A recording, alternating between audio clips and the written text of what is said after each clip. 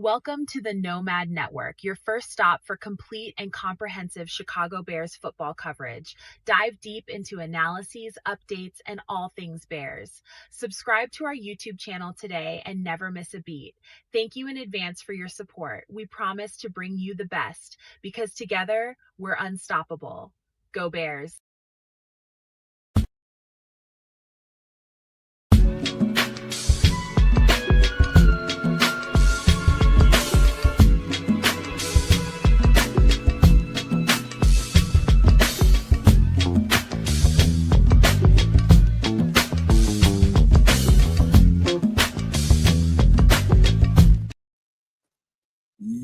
Yo, welcome to another edition of Some Extra Sauce, man. We are here in the building with you guys.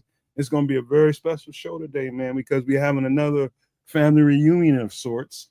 We got also the star of the show tonight is Chef Trips, and I have no idea what he's cooking up for us this month, man. None whatsoever. I am new to it, just like you will be once he starts cooking. And we're going to find out together exactly what kind of tender victuals he has in mind for the No Maniacs and Super No Maniacs tonight. Also, got a special, I ain't going to call him a guest. He's part of the family. He's part of the brethren, part of the brotherhood. And you'll be surprised once he pops onto the screen and gives his pleasantries. Haven't seen him in a while. We love him. He's our bro, and we'll just leave it there. Can't wait for him to get on the screen and holler at you guys. But there he is. There he is, just out of nowhere. Say his name 3 times like that. What's going on, dude? Dude is back. The dude is back in town. Just like that.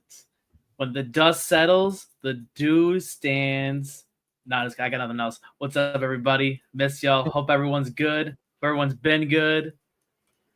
Oh, Chrome Boys is in the building. My boy, Chrome Boys. Chrome Boys, my boy. That's my boy. That's my boy. That's my protege. That's my young protege. He's doing the darn thing. Hey, let me say this, man. Nick and the dude already know. He knows how we feel about him. He knows this is really like a family over here, man. And we say that kind of stuff all the time. It's empty. When I hear a lot of people say that shit, man, no, this is really, really like a brother in here, man. And we love him. We love him because he's part of us. And just, when people have to go away for us for a little bit of time to do things and get some things sorted out in life, you give them the latitude, give them the leeway, give them the width. And he is, I missed him. I know I speak for everybody here when I say that. I truly, truly missed you, bro. And I'm so glad to see you back here right now. I appreciate that. I missed you. I missed Keds. I missed Trips, Chef Trips. Every version of Trips, Coach Trippin', Forest Trips, whatever else we got around here. Didn't say Forest Trips.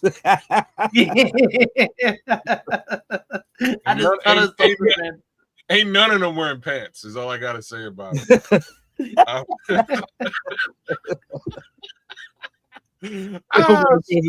that. He's in the background laughing his head off. Snap, man. The dude, is good to have you back, man. Hopefully you had a good time away doing the darn thing, whatever that thing may be. Taking care of the fam, taking care of yourself and your business. So we're happy to have you back. Dude going to be producing, making sure that the I's are dotted and the T's are crossed as per normal. But we wanted to bring him out and just, let him say what's up to the fam out there, to all the No Maniacs out there. And, yeah, man, good to have you, brother. Good to see you. Straight up. Good to be here. All right, so let's get this football conversation started before. No, you know what? We can't be doing that. We got to give out some pleasantries right quick, man. We got to do a little bit of that right quick before we get ready to do all that. All right. So it's Wednesday night. It's time for some extra sauce, y'all. So thanks for showing up. Thanks for showing out. Thanks for representing with us. Keds a Canuck here, multi-streaming as per normal. Give a like, share, subscribe right over there on at Keds a Canuck on YouTube. Do the same thing at Sports Chicago Style for my guy, the chef. and do the same thing for our homie here, Nomad, right here at the Nomad Network. But to give y'all a little bit of love for giving us some love, we'll start things out with my guy Chrome Boys, who was here early, man. My guy Sean is out there doing the darn thing. He's moving tires, he's moving rims, he's doing all kinds of stuff on YouTube. Check his channel out, Chrome Boys. He does some really cool GTA stuff. If you guys play Grand Theft Auto, some wicked cool Grand Theft Auto stuff, man. I think you guys might be interested in if you like to, shoot people and steal cars. It is what it is. It's a super fun game. Everybody's played it. Sean's a master of it. Anyways, I see Miss Patty's out there. Big Crimson with the wrench. Shout out to both y'all. Shout out to Junior, because Junior generally shows up sooner or later. Big ups to Nick Rembard out there. Our guy Dan Brown, the author with the pen. Good shout out to you, sir. Thank you for joining us once more. Derek Guy's holding it down. He's a super no maniac. You should be as well. Paulo Rodriguez is with us one more time. Thanks for coming through, Paul. Good to see you, dog. Shout out to Smitty Q and the good minister Charles Johnson. Shout out to you as well, man. Darius Lockhart, D Nice is out there in the chat. My brother, thanks for coming through. Hey, we're gonna do the darn thing. We got the dude here with us, and we got the chef on his way. Nomad? Yo, man. Let's talk and be a little bit human right quick, man, before we get into this football stuff, man. I'm just gonna be real. Let's be honest with ourselves and no maniacs, man. How's life, man? How's things treating you? Everything happy around your way in Canada? And Nick over there, and you're part of the state of Illinois. How you been, kids? I have little to no complaints. Business has been booming. I honestly, I'm in the sales arena, so there's this thing that sales folks have to do. It's called sandbagging. You know what I mean? I was kind of in sandbag mode, and business continued to flow. So I'm happy. I expected the months of July and August to be a little bit slower.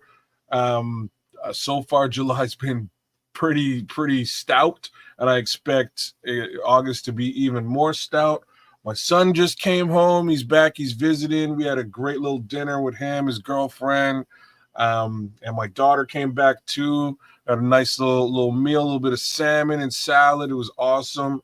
And he's driving around in my car somewhere at this point. I'm not sure where he is, but good to have him back. He also put me through a second workout yesterday. Yo, the kid's cut up and big. He's like 260 with a chiseled jaw. I've never seen him look like that before, but he looks like a monster right now, getting ready for that football season out in Calgary. So I'm hyped. I'm in a really good mode. Bears football looks pretty solid. I'm enjoying what I'm hearing so far, and we're gonna chop it up about all that. So hey, it's my 2 cents on the week so far. Dude, how have things been, man? How's stuff been since we last seen you?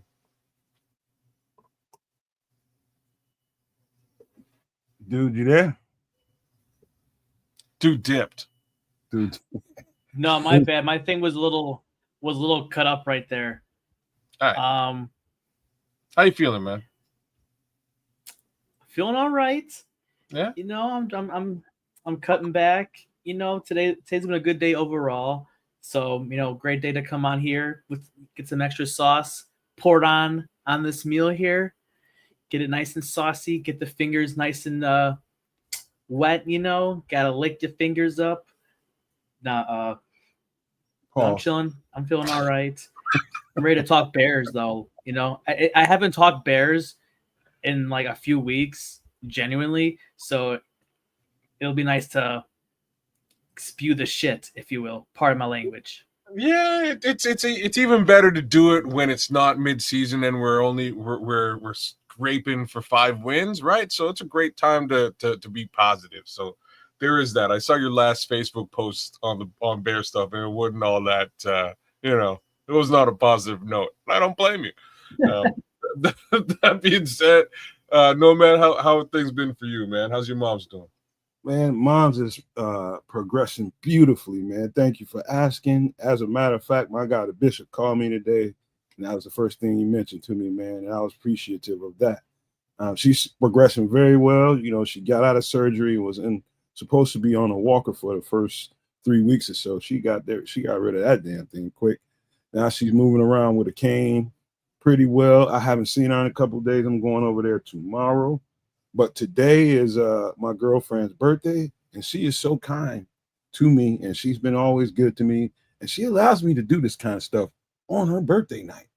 You know what I mean? So she's in there waiting for the show to be over. I told her it might be a while, but I'll be here when it's all over. It'll be some of me left over. But yeah, man, that's it. I had to get a new lawnmower. That's if you want to know that's the real bad stuff going on around me. My lawnmower blew up, and shout out to Nod.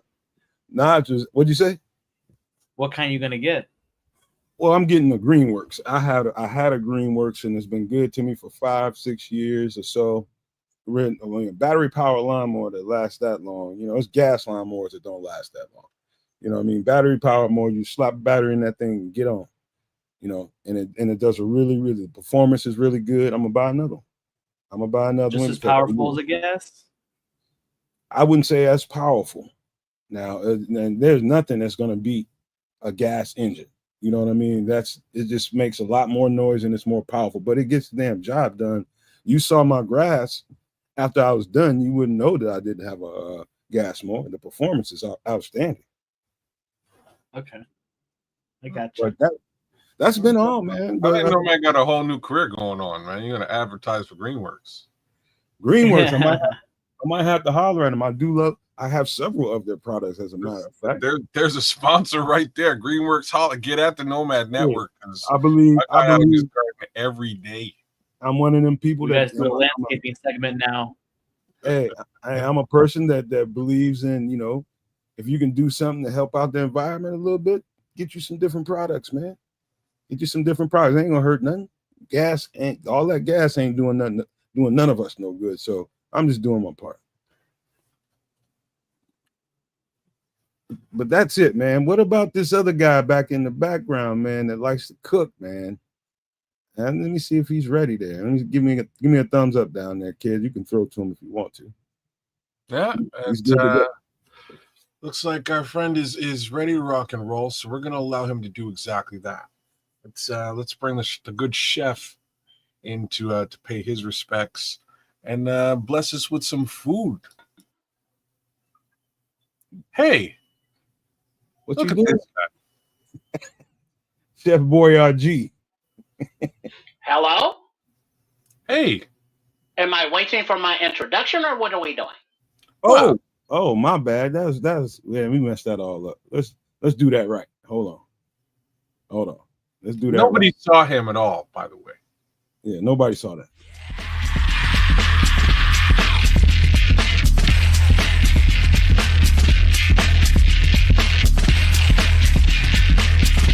Chef Trips is MFer in the kitchen.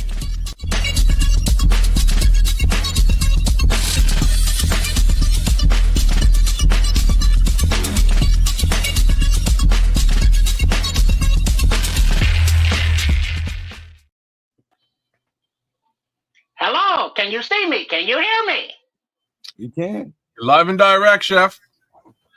Welcome to the kitchen of Shea Trips, where I am your owner and proprietor. And for the purposes of extra sauce, I am a motherfucker in the kitchen, or a MFer in the kitchen for those who do not curse, Chef Trips. There's our guy.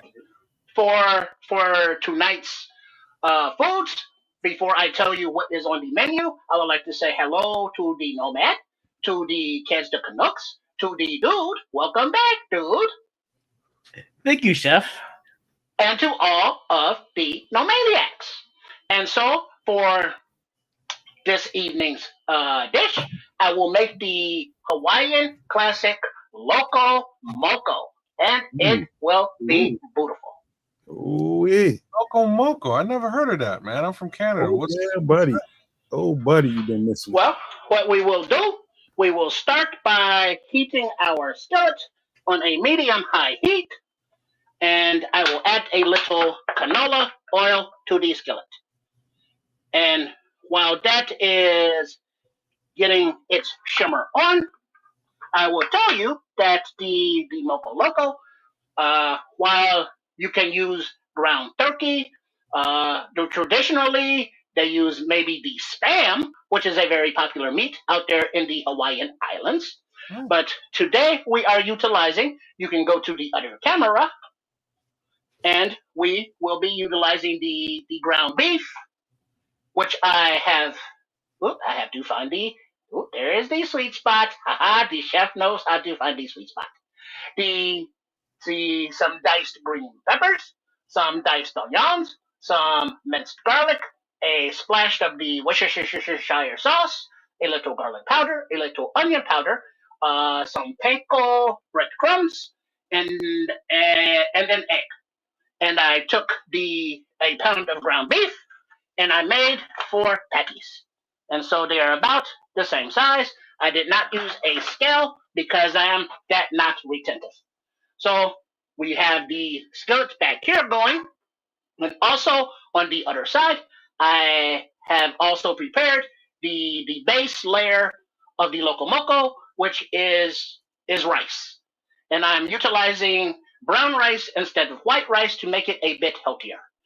And then we will make a nice, beautiful gravy with some onions, some mushrooms, and a nice roux with the flour. And then I have some bouillon cube with some cup of water over there. And then we have our seasonings. So it will be a base layer of the rice, and then on the medium layer of the meat patty, and then topped with a beautiful fried egg. That is the loco moco. Something told me to eat a little bit more of the Chinese food, man. I'm gonna be hungry as a motherfucker and pissed off. Yeah, I was just gonna say a similar thing because I just had food too, man, and otherwise I would be starving. This sounds so good.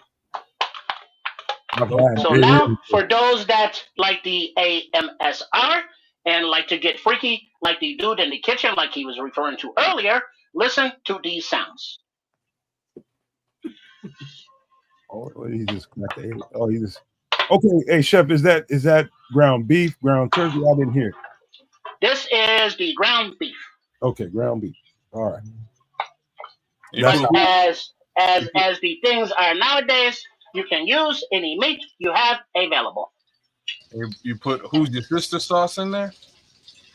A splash of the Worcestershire sauce. Okay. In the Not worst shit ever sauce. That shit looks sexy as a motherfucker right there. Now we will, and we are cooking these patties thoroughly. They are not going back into the gravy like the Salisbury steaks. When these patties are done, they are coming out all together and being put to the side. And then we will make the gravy in the same skillet. Hey, chef, you got a question from the chat. Please go ahead. Ramanarski wants to know when you're going to start using lion meat. Lion meat is not very accessible where we live, as we do not live on the Serengeti or the plains of Africa. And even if we did, I think it is illegal now to hunt lion, as they are a species that is protected. But if you have any other meat that we could have elk, we could have moose, we could have squirrel, we could have rabbit, we could have raccoon, we could have possum, we could have other numbers of meat, but lion meat, not so much. Well, you can have it. We ain't having it. We gonna be hunting lion all season, so I'm kind of with Ron Winarski on this one. Well, if we were using the kitties from the Detroit, I do not know I would eat that meat, as it is not very good. That is poisonous meat. That is not meat that you want to devour. Because look at the city of Detroit. It is a big garbage pit. You do not want to eat from the garbage pit of Detroit. or AKA the toilet. Don Burr said. Don Burr said you put hot sauce on anything, any meat tastes good. Well, to those pussycats, anything would taste good. But the Bears, as long as they are devouring the Lions of Detroit, that is lovely, as well as the Nordic Vikings, as well as those FGBs. Well, as much as I wanna hunt Vikings, but hopefully we're not into the cannibalism move there. You can yes. See, now we have our sizzles going, and we have the meat cooking. You can make the patties the same size, of course, as these are each a quarter pound. And we want them to cook, and we know to turn them in another minute because we want to cook them thoroughly, but also about 3 to 5 minutes per side, depending on the thickness. That sounds about right. Sounds about right. Some good proper sear on that. You will get the sear. You will get the sear because of that lid on there, more than likely. Well, this is not a stop lid. Lid. Oh, It's just a screen. Oh, yeah. I like that. The sear is coming from the fire on the bottom. You still gonna get the shit burned out. Yes, and those tidbits will be cooked in the gravy that sticks to the skillet. Hey, shout out to Liberty, our Junior. Damn it, Junior. Levante Rogers is with us too every single time, Junior. Who else just jumped? Oh, DG Daryl Gibson just jumped in. Shout out to Breon as well. Paul Rodriguez, Ron Winarski, Levante. Now we will give them a turn. Oh yeah, that's what's happening. That's what's happening. I don't know, man. Something about putting those onions and peppers in there made me think salmon croquet. Oh, and I don't like that shit. Oh no, I do not like it. Oh, you're not. Are you a seafood guy? Not big on it. I had a feeling. I don't go after it. I had a feeling. You need to trip out to the coast, Doc. You need to go to the coast. If I was at your house and you cooked up some seafood, it's hard to imagine anything in there that I wouldn't eat. But I just don't. You know how some people go out for seafood? I don't go out for seafood. Bruh. Yeah, you need to. Man, how much time you spend in Florida? Off and on. I spent quite a good amount of time down there. I had a feeling you were out there. Like just about every football player spent some time in Florida. I went down there for a visit too. And man, did I tell you that story about that time when I went to my first recruiting visit? They took me to a restaurant, and they came out with some what's it called, that shrimp that's in a shrimp cocktail where it's uncooked. Oh, it's not supposed to be cooked, dog. Dog, I didn't know what I'm supposed to do with some cold ass shrimp. Ain't got no bread on it. I'm gonna do what I was gonna do that. I'm from the hood, man. Yeah, you are from the hood, bro. You're looking at the shrimp like it's naked. I gave that shit away. But that also depends on what hood you're from. If you're from the hoods of New Orleans or in the bayous, you know what the shrimps are. And you will eat them raw or any other ways that the Bubba Gump would prepare them. Yo, Levante Rogers knows what's good, man. He's saying eat them salmon croquet with some rice, vegetable, and maybe a biscuit and some syrup. You're good to go, man. Hey, kids, you know what? It tastes good. You know what the thing is? When I was a little boy, my aunt used to make it with all those hard ass onions and peppers in it, and I didn't like uncooked onions and peppers.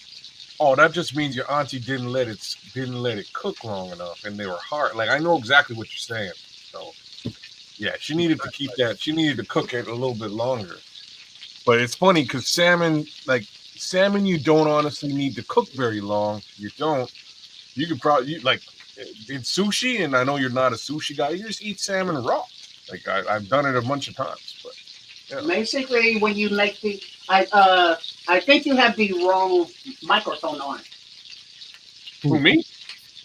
I can hear myself talking through the wrong camera. That's something on your end. Here, let me fix you. Hold on. Is that better? That is much better. Thank you very much. Okay, gotcha. But the salmon croquettes, all you need to do basically is put a nice sear on the outside. As the Kez was correct, the meat, the flakiness of those fillets do not need much cooking at all. Yeah. And so now that the ground beef patties are about done, we will remove those, and I'm going to set those to the side in these foil pans. But one of them, I am going to put a slice of cheese on as an extra little flavor. Of which you can also add a slice, not a slice, but add the shredded cheese to the rice to make it cheesy rice for the base. But that is optional. Everybody in the chat, do me a favor and give the chef a salute for taking the time and cooking something for all the Bears fans, giving you something different, man. We listen to and we consume all kinds of Bears content all day, every day. And the chef is taking his good time to make you guys and prepare you guys a good meal and give you some tips and advice at the same time. So please, everybody in the chat, give the chef a salute. Please. I do appreciate that, and I do enjoy sharing all of the meals. Now, as you can see go to the other camera, please, that Gotcha. the meat is done when the juices bubbling up no longer are bloody. Once they start running clear, you know that your meat is done on the inside. And so now I will let the cheese melt onto one of these slices right here, and then I will. Where's the camera? How come I cannot see you? Hello. Oh, my bad. I got you. Hello. Wait, go back to the other camera? Is that not working? Huh. The camera feed does not seem to be working. Perhaps it's frozen? Yeah, I think it is frozen. Give me a minute. Let me go reset it. All right. Let's we'll let you do your thing. We'll pull you down. Shout out to Daryl Gibson with the $1.99 super chat. He says the left tackle is the weakest position on the offensive line. Daryl, I don't disagree with you very often, but this time I have to a little bit because I think it's slowly but surely maturing into a strength based on what I'm hearing in camp, but we'll get to some of that here shortly after the chef is done serving his meal. But we're going to talk about that one for sure. So, Daryl, shout out to you, and thank you so much for the super chat. I think it looks like it's live again there. Okay, are we back? Yeah. Okay, mute this one. Got you. Now that I was saying before, we have removed there we are. We have removed the patties. You can see that they're done, and we have cheese on one. Now we will set that to the side while we will use the same skillet over a medium to medium low heat, and we will add our onions. Onion. Yeah. That's the best part right there. You know what? Like I'm a sucker for red onions now. I don't even mess with white onions anymore. Red onions are so powerful. They are, but they are not as easy to find. Yeah. And now, as I gently scrape the bottom of the skillet, I'm getting all of those bits along with the onions. Hey, Chef Ron Renarski says he knows a good dish for lion meat and Green Bay cheese.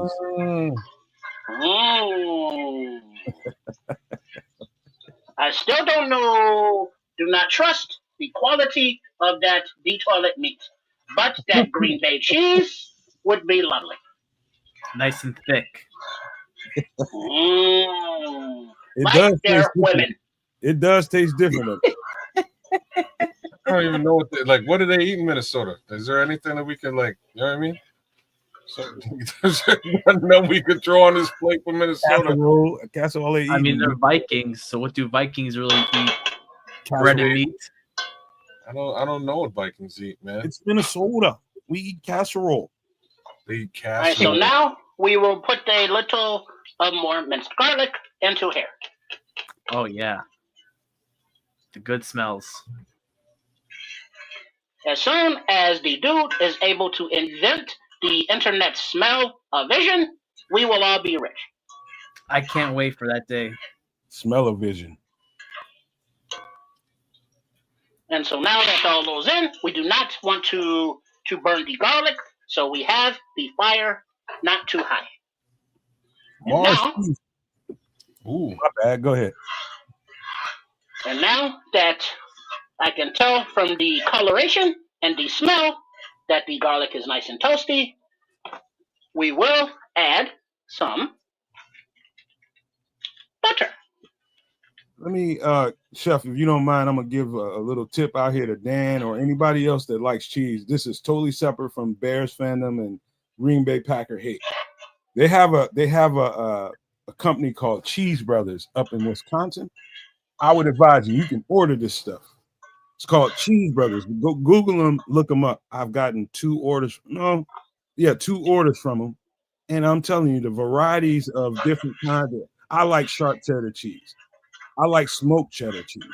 I like different kinds of taste in cheddar cheese. And they got a lot of different stuff that you can try. They'll throw into your package especially as a first-time customer. They might throw you some samples in there. But man, oh man, it's just some good cheese. They make some really good custom cheese, bro.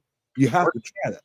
What are you thinking with there, Chef? Just flour, or is that garlic powder? This is whole wheat flour. Okay. I try not to use the whites or for the rice, for the flour, for the sugars, for the salts, none of those. Mm-hmm. And so now we are putting to make the roux with the butter, and we have the garlic and the onions in there. And so all we are doing is just cooking out the flour flavor. And by the way, I made that statement to you in particular, Dan, or anybody else that likes cheeses. But why would I order cheese from Wisconsin and all those different kinds of cheese? Because my girlfriend I bought her a nice charcuterie board. And for those who don't know what that is, that's those little meat platters and cheese platters, little round things, or rectangle things that you can separate meats and cheeses, and you can do a little spread. And I bought her one, and she loves it. And we ordered some different kinds of cheese and made some charcuterie board stuff, man. It's a nice little spread. It's good. All right. Those are beautiful game day snack and foods, as you can put them down there at the pregame and snack all throughout the first half. Okay, so just some minor sexism here, but I'm yet to meet a woman who isn't all about a charcuterie board. I think the charcuterie board. I'm serious. It's real. You know what I'm saying? My wife loves the charcuterie board. She's all about it. When I was out in Halifax, I'm hanging out with these women, and these are business women, and we're out at a restaurant, a big business restaurant. You can get whatever you want as a side, as an appetizer. And what did they get? A crazy charcuterie board. And I was like, really? I just get this at the store. But all right. Well, what you do not understand there, the Canucks, is that the majority of the ladies that enjoy these boards with the cheeses, the meats, and the crackers are pairing them with a beautiful wine. And so this is an excuse to have snacks with the drinks. And so now I have introduced the mushrooms, and in this I have 2 cups of water with the bouillon cube. Oh, with bouillon. Okay. So kids, you definitely need to make a trip to the United States and make sure you venture down to the hood. For a damn charcuterie board? Charcuterie board around here might be cut up hot dogs and sandwich cheese.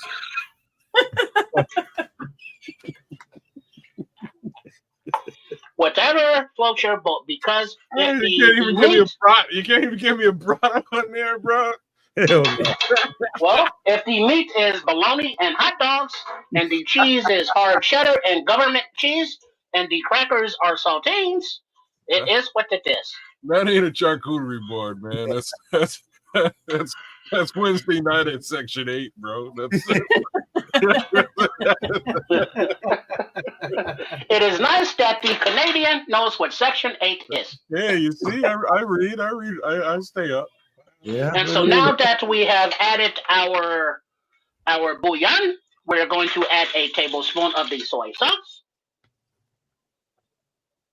And we will also add a tablespoon of more of the Worcestershire sauce.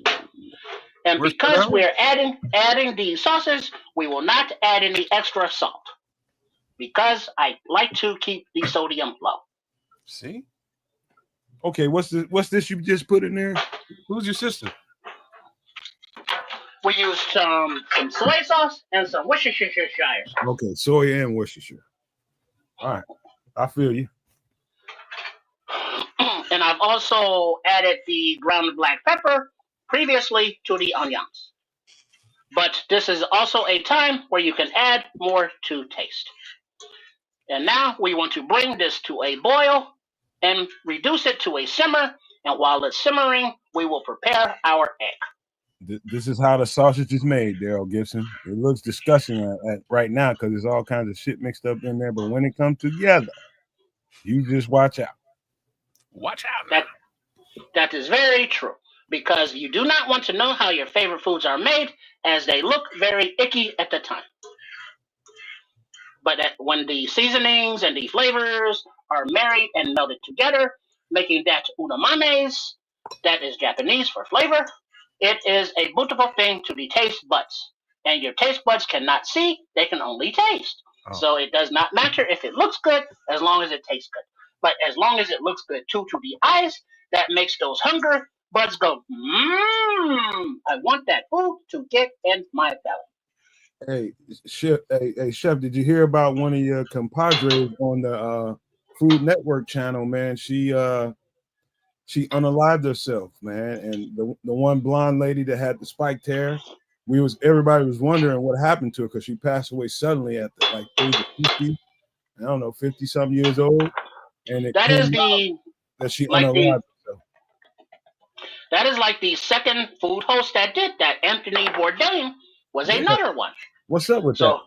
Who knows what is going on with the people who have those internal battles?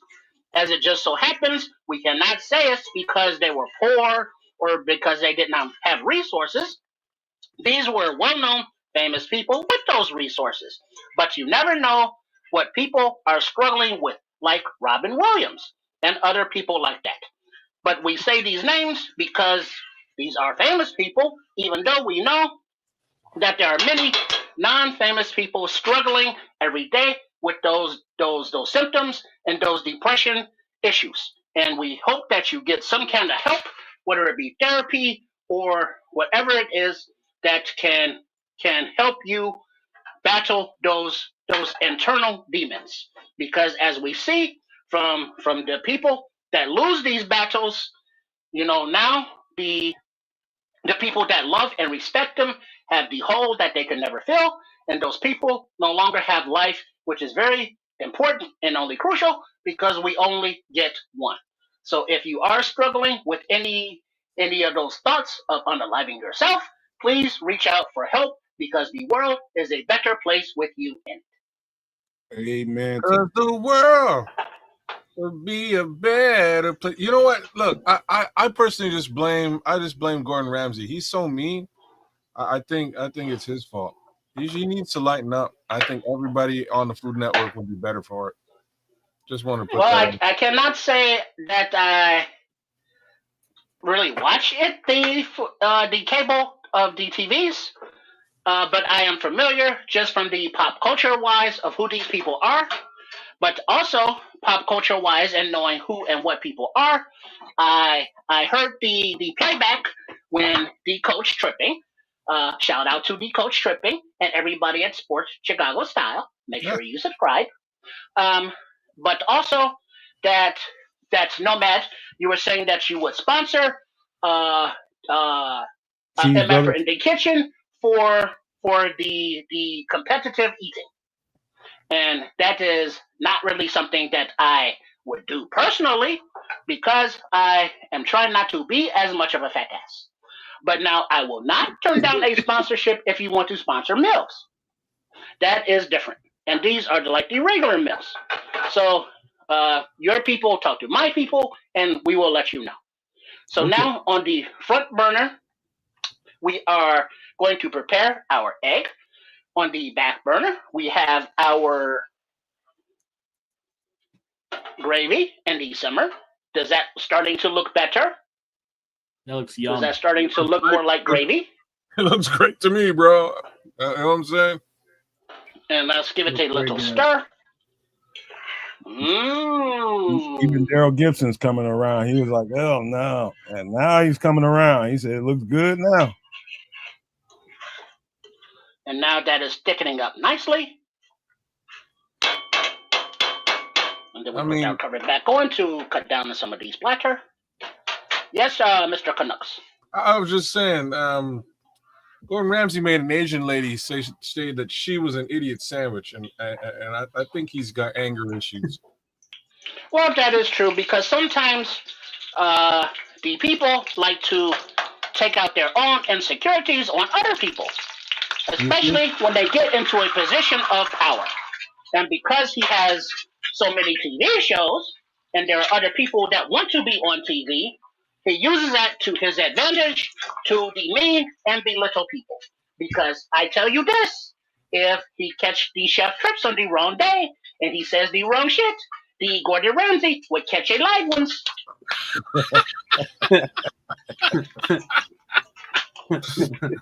I would pay money to see you whoop his ass.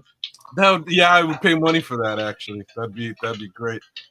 Y'all You getting it? cannot just keep disrespecting people with no ill regard.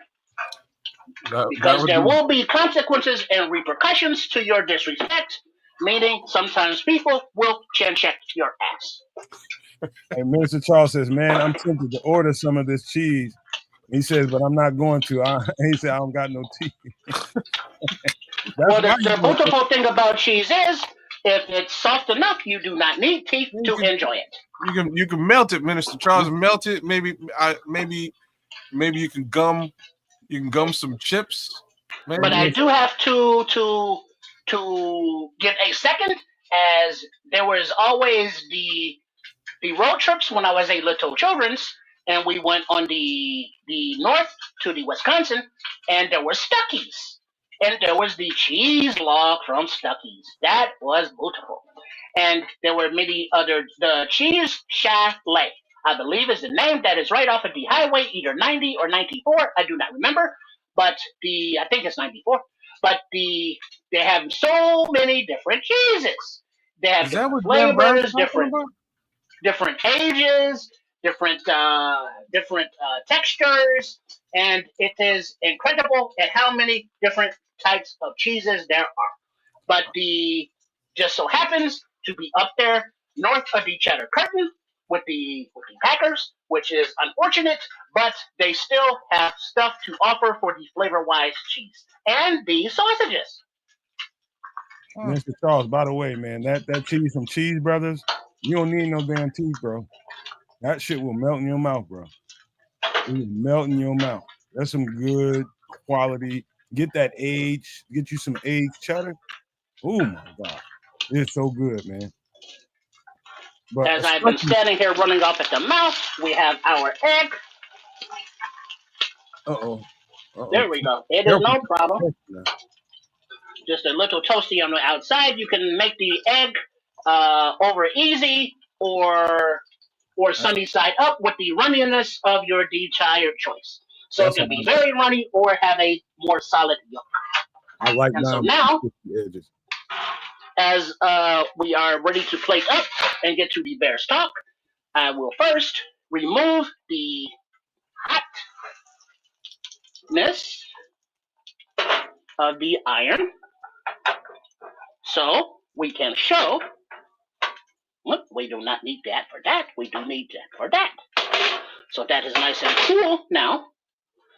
And we will put a little cover, a little silicone mat there, and then a little tray. So now you can see as we plate up. But what you cannot see is the rice, which is behind you.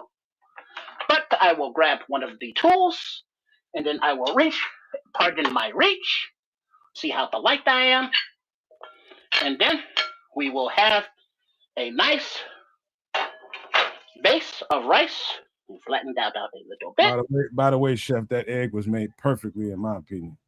I love that is beautiful. edge. I love the crispy edge. And then now I will add the one with the cheese that I made particular, and these we will put to the side for leftovers. And now that we have our rice, and then we have our meat with the little cheese, we will top that with some gravy. What's this? What are we talking about, Daryl Gibson? Harold's Chicken. You new to it. What's this? What is that? That's Chicago. Damn it. Harold's Chicken is a neighborhood chicken place that has fried chicken, but their specialty is their sauce, which is kind of sweet and a little tangy, that goes on everything. So Cornelia Squall says that sauce looks scrumptious, Chef, but what's with the egg? It's a traditional. Well, I'll let him explain. Well, the egg now, which the Cornelius brought up, will go over the top. Because being this is a traditional Hawaiian dish, this is what makes it the loco moco. That means the crazy something. That's what loco means in Spanish, at least. But since this is not Spanish, it might not mean the same. But it is the loco moco nonetheless. And so now we have our rice, and we have our patty, we have our onion, garlic, and mushroom gravy, and then we have our egg on top. Now let's cut into it to see how beautiful it is on the inside and how it tastes. This is a good looking dish, right? Oh my God, wait to this. Traditionally, the yolk can be a little more runny, as the yolk can make its own gravy over the rice and the meat with the yellow flavor. Okay, so that's the only thing missing is the yolk is a little bit less runny than normal, but man, I know it's gonna taste just as good.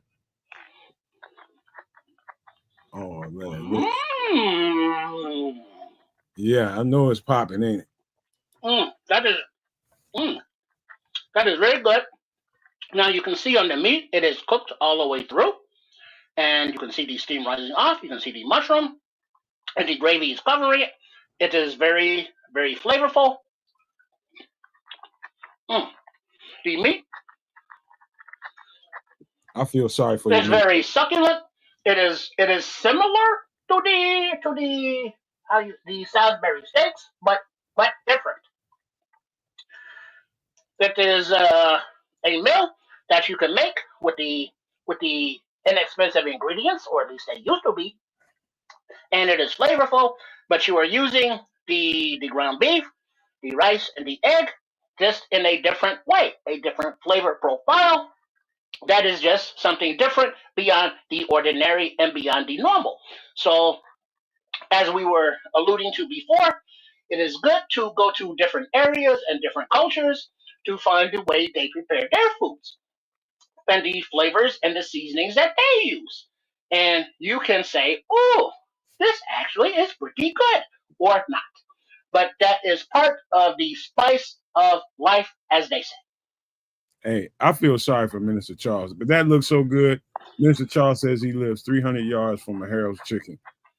I feel sorry for you, man. I'd have diabetes. How many Harold's Chicken spots are there in Illinois? Man, everywhere, bro. Really? There are many, and they used to go by numbers. Harold Chicken Shack number this, number that, number this.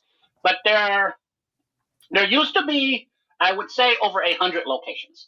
But I think the number has gone down over the years. And they have expanded, like to other cities outside of Chicago, but I do not know how many and not on a huge scale. But you can go to the Amazon and order the Harold's barbecue sauce. It is a lot more expensive than it is in the restaurant, but you can get a gallon of the sauce and fry your own chicken at home and put it on there, and it will be beautiful. That also includes the gizzards as well. By the way, I never was the sauce fan, man. I think the chicken by itself stands by itself. I think the chicken is that good. With how they fry it is so good. I don't need the sauce. I think the sauce is just extra, but I know if Black Diamond Petty was up in here, he'd be ready to wrestle me to the ground. That shit looks so good, Trips. And by the way, the Bishop joined the show, man. The Bishop came in here to shout you out. A shout out to everybody, the bishop, all the nomaniacs involved. So the only difference that I would say, as I was running my mouth, I let the yolk cook a little bit more, or it would be a little more runny, and then that is the moco or the boy. I have so much food in my mouth. Okay. That is the loco moco. Very, very good, Chef. Very, very good. I've eaten that dish in where was I? Somewhere in Iowa. It was a Polynesian family up there that had a mom and pops when I was in Iowa. I was up there for a basketball camp one year, and this was when I was about 16 years old. And somebody was just like, one of the recruiters started. He shouldn't have been presenting himself because I was only 16 years old, but he was presenting himself. I'm not supposed to be saying that, but he was just like, hey, come over here. Somebody had a restaurant he wanted some people to have a well-cooked meal. This is a basketball camp. And I went over there and I was just thrown off by I had never seen and really met Polynesian people at that point in my life.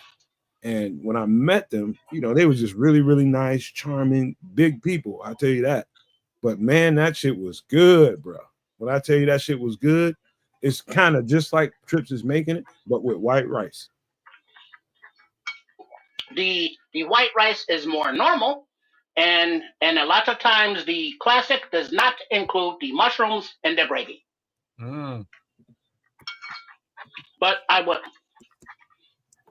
Also, are there any more questions? And while you are looking for those, I have to do some marketing before I get out of here and let you all continue with the Bears talk.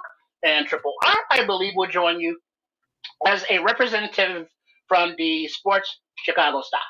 So be sure. Oh, before I forget, if you are on YouTube, open another tab and type in @Chef Trips. That will lead you to the channel of Shay Trips with Chef Trips. That is my brand new channel all by myself. Now, there's nothing up there yet, as we are still in the production process and having things edited, but I am branching out from Sports Chicago Style and going to my own channel. But we'll still have the same website at sportschicagostyle.com and the same pages for support on the Ko-fi and the Patreon.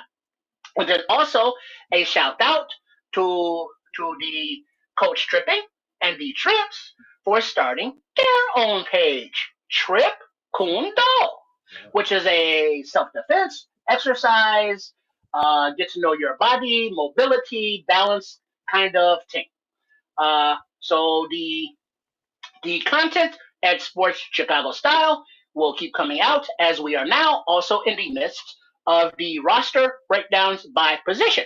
And I believe we have done the rookies, the free agents, and trade acquisitions.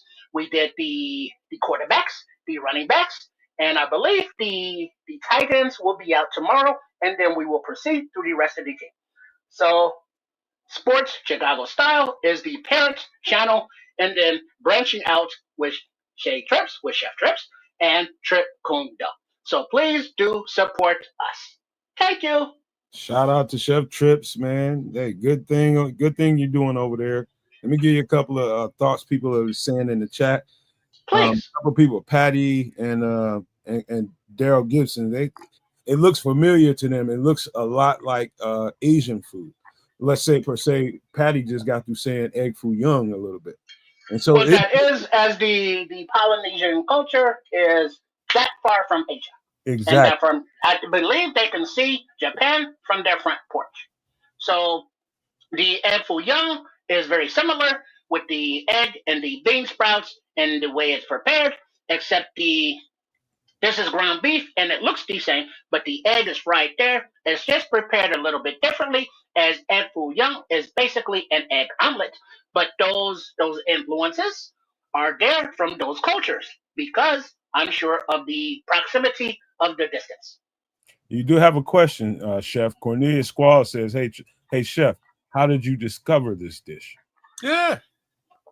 I believe I was scrolling through the social medias and one of those the recipes popped up and I was like, hmm, that looks delicious. I believe I will prepare with that.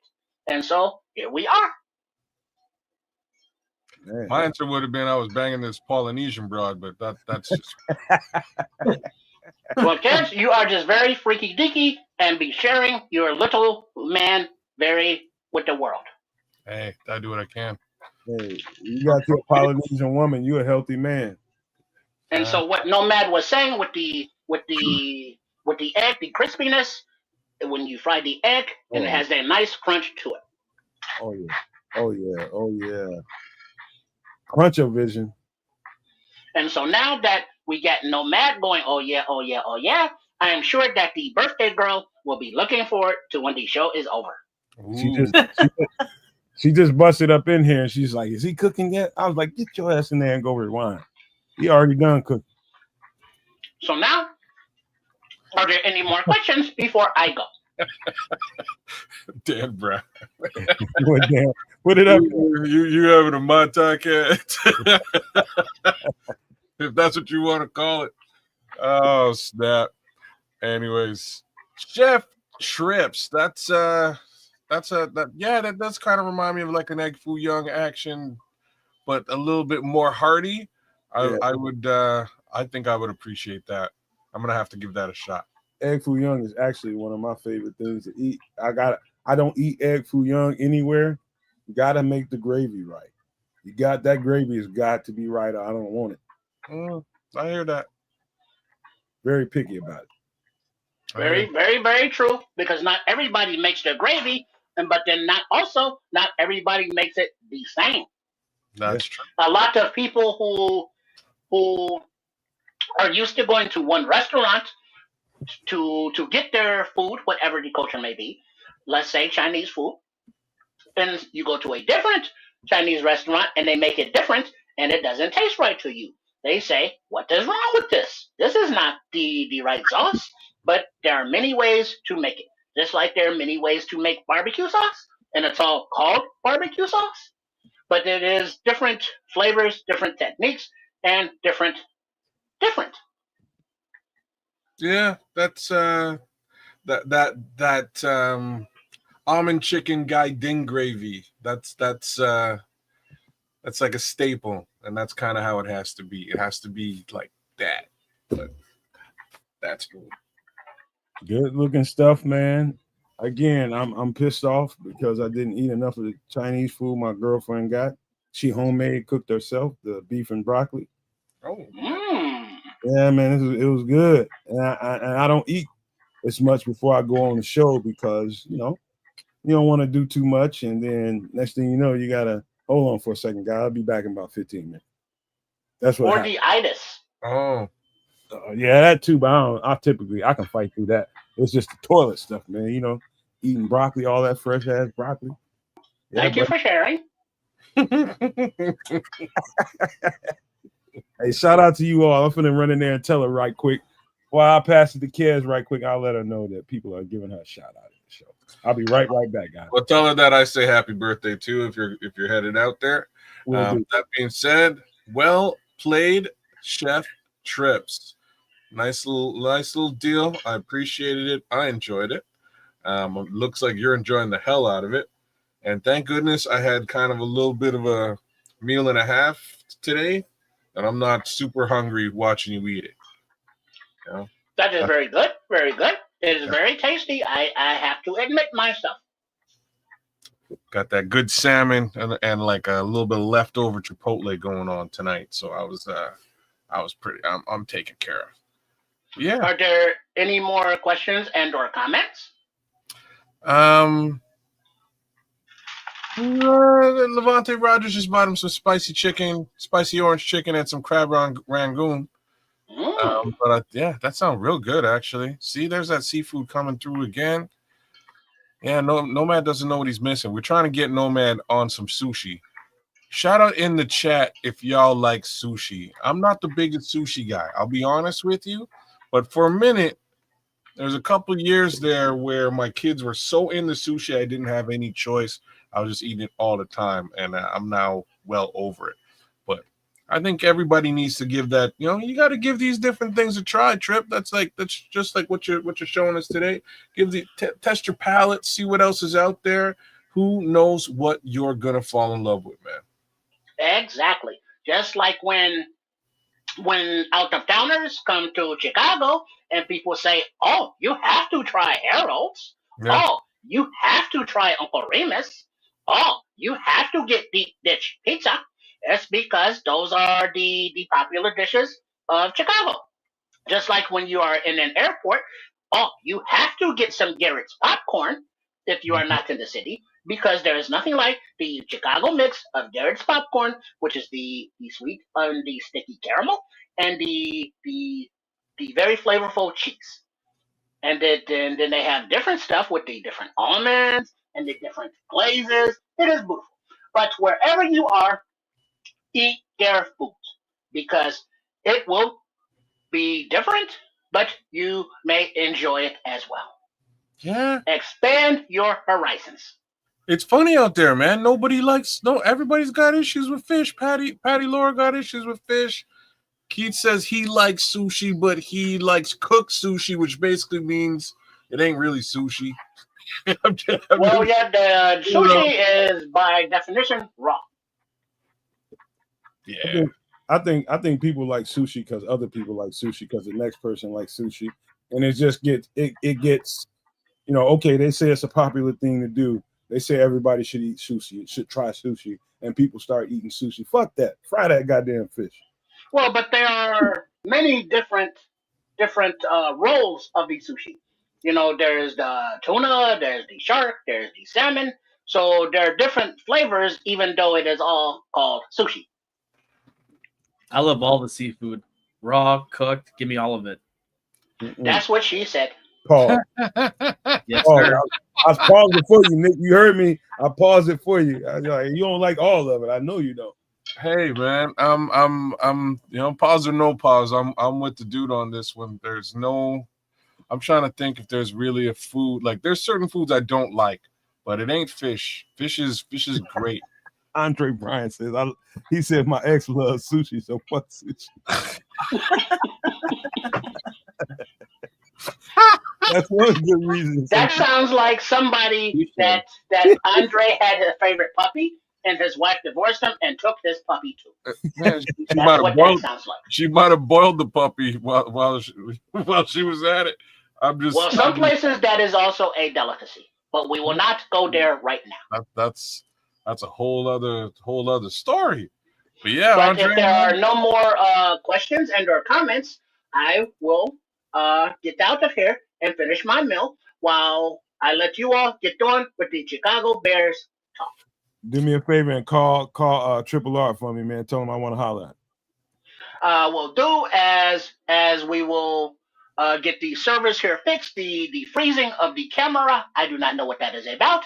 So hopefully there will be no technical issues and difficulties when I switch you over back to Triple R. So I once again thank everybody for all the questions and the comments. And excuse me. Ooh. And I hope that you do the social media and the subscriptions on the YouTube channels and supports Chicago Style, and we do appreciate your support. And so, with that said, I do hope you try the Loco Moco in your kitchen and let us know how it turned out and what variations you put on it, because it is your kitchen and you customize things to your diet and to your taste. That's why he is the raunchy motherfucker in the kitchen, Chef Trips. Shout out to you, man. Well, thank you very much, and I look forward to seeing you on the channel at Sports Chicago Style, the new channel at Shea Trips with Chef Trips, and the Trip Condo pages, all at Sports Chicago Style. And we thank you for your support, and to the Nomad, and to the Kids the Canucks, and to the Dude, and all of the Nomaniacs, thank you very much for having this effort in the kitchen with you again, and I look forward to seeing you next time. So long, Chef. See you, Chef. Take it easy, man. We love you, brother. Bye, Chef. All right, man. So that look, I'm not kidding you. I'll tell you guys when he's making something, if he makes something that I'm just not with it, I'll let him know. But the last few meals he's made, man, I can't do nothing but get hungry, bro. I can't do nothing but get hungry. And I can't eat while I'm live on the show. And so it's triggering watching him prepare food for the No Maniacs and Super No Maniacs. And I thought I had enough to eat before we started the show, man. But I did not, clearly. That was some good looking shit. Especially, like, I'd have probably been over the moon if he'd have popped that egg and that juice would have ran down, that yolk would have ran all over that thing, like I know it should have. But he was talking and he overcooked that egg. But man, it didn't look like it was supposed to look, but it still looked good. I eat all the time on the show. I just put my camera off, so don't listen to this man. He probably eating right now. I'm just saying, we wouldn't know the difference if you had a mouthful of food. Yeah, you would. You would All fucking know it. It sounds like you got a mouthful of food right now. Nah.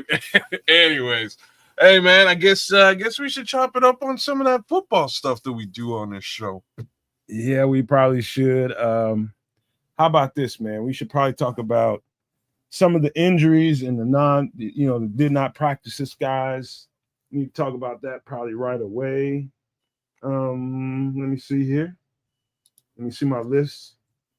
I know for sure. Hold on. I got my notes all screwed up right now. Uh-oh. So we got Shamar Turner. I'm just remembering right now because my notes are jammed up.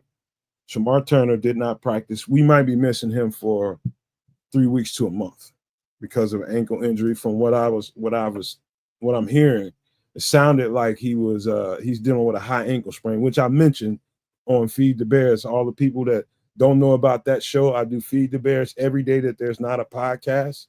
If there's not a podcast, I'm doing Feed the Bears every day during the season and giving you news and updates and kind of breaking down what you're hearing about from practice and doing all that kind of thing like we do over here on the channel.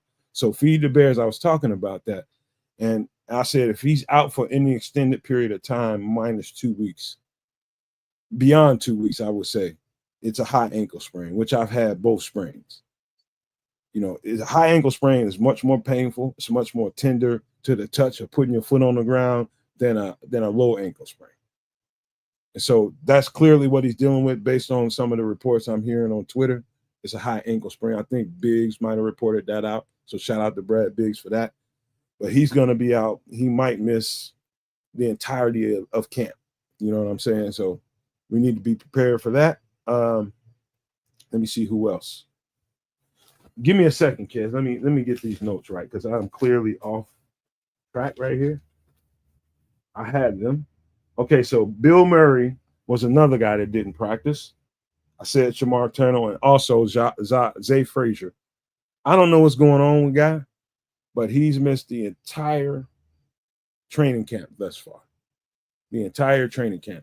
Zay Frazier? Yeah, Zay Frazier hasn't practiced in this training camp. So those are the three guys. Also, it was some guys that had a day off, like Joe Tooney, Jonah Jackson. Both did not practice, but they were on the field. They were at practice, but they did not practice.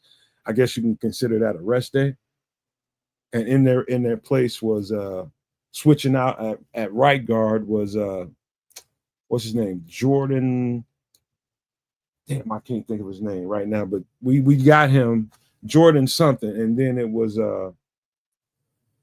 what is the dude's name? I'm having brain farts right now at the wrong time, and I never do this on shows. Jordan. Chris Glacier and Jordan something. I'll find the name. Give me a second. But go ahead and talk for a second. Let me find it. I'm just trying to see. Jordan McFadden. That's it. That's what I was gonna guess, but anyhow, okay. So they were in. So basically, they were switching the right guard reps on the right side, and then on the left side it was all Ryan Bates. Yeah, I'm triggering you right now, kids. Wow. Okay. Triggering your ass right now. Okay. Hey, man. Like I say, it's fine. Depth is important. They already paid for this depth. I'm not. You know what I mean? I'm not upset about it. Cutting Ryan Bates is a cap savings case scenario more so than anything else. But if you require him for depth, you already spent the money, so it's fine. Right? I'm fine. I'm not. I'm much less fussed about this one than I am about that gigantic piece of humanity, Ozzy Trapillo, not taking over that left tackle spot. That's what I want to see. So you're saying Shamar? Right. Yeah, Shamar's got an ankle. You're right. Speaking about Ryan Bates, I'm gonna try to reach out to Clay Harbor and see if he want to come over and do about 20 minutes, and we'll talk to him if he can come on based on any restrictions he has with his network. But I'll reach out to him because he was the one that went out to the practices, I think yesterday, and he said he paid attention to the movements on the interior of the offensive line. He said he was paying close attention to the rotation piece. He said, and Ryan Bates looked really good out there. He is really coming off the ball, and it was noticeable. That was pretty much me paraphrasing Clay Harbor. Shout out to Clay Harbor and that channel over there. What is it? Yeah. Yeah. So that was good news, and that's just what I thought, man. I think he's comfortable in a backup role and swinging, and playing a support role. And I think if they play this right, we have a stud, swing guard out there, and I stand by that 110%. Well, like I said, we need it. We need that depth. So, not going to hear any complaints from me. Not at all. Not on that offensive line. I just need it to be solid. Daryl Gibson seemed to be a little bit worried about that left tackle position. I think we all are. But the battle continues, y'all. So, did I tell you that the guy that was taken after Darnell went down, I believe I said that to you on Nomad at Night the other day, that the guy that took the second team reps on the right-hand side, he got a shout out today from Ben Johnson at the podium. Theo Benedict seemed to be really impressing people inside. No, you did not tell me about the Canadian Eagle. I thought I told you. No, you made sure not to tell me because I would be excited about it. I think he's good, bro. I think that kid is good. I've watched him play. I think he's good. I just think he just needs a shot. And even when he got the little opportunity he got last season, he looked good. And then he did the splits, and that was more or less the end of the season for him.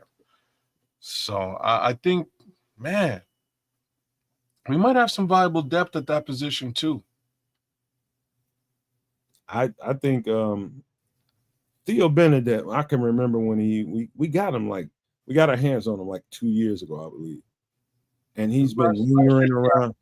Huh? He was in last year's draft, but he's a late round. Sorry, he's an undrafted free agent. Was it last year? I thought we had him a couple of years. Last year. Okay, so I can remember finding some tape on him. I think I went to what's that web? I had to go to a website to find it.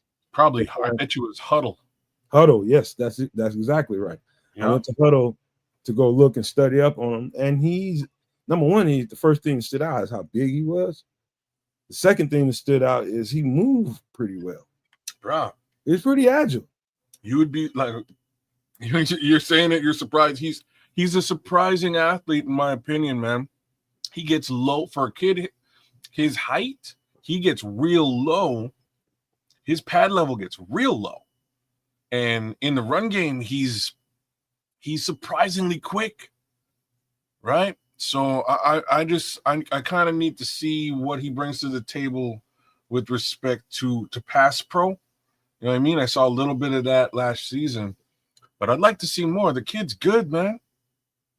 Like so that offensive line in BC let 0 sacks up in 2 seasons. The one who got drafted is the kid in Detroit. Detroit drafted the left tackle, and I can't remember his name right now. We got we got Theo Benedict as an undrafted free agent, and I'm saying give him a year and a bit. I think the kid shows up and shows out. Just a matter of trying it and doing it and proving it on the field. I think he can do it. Anytime.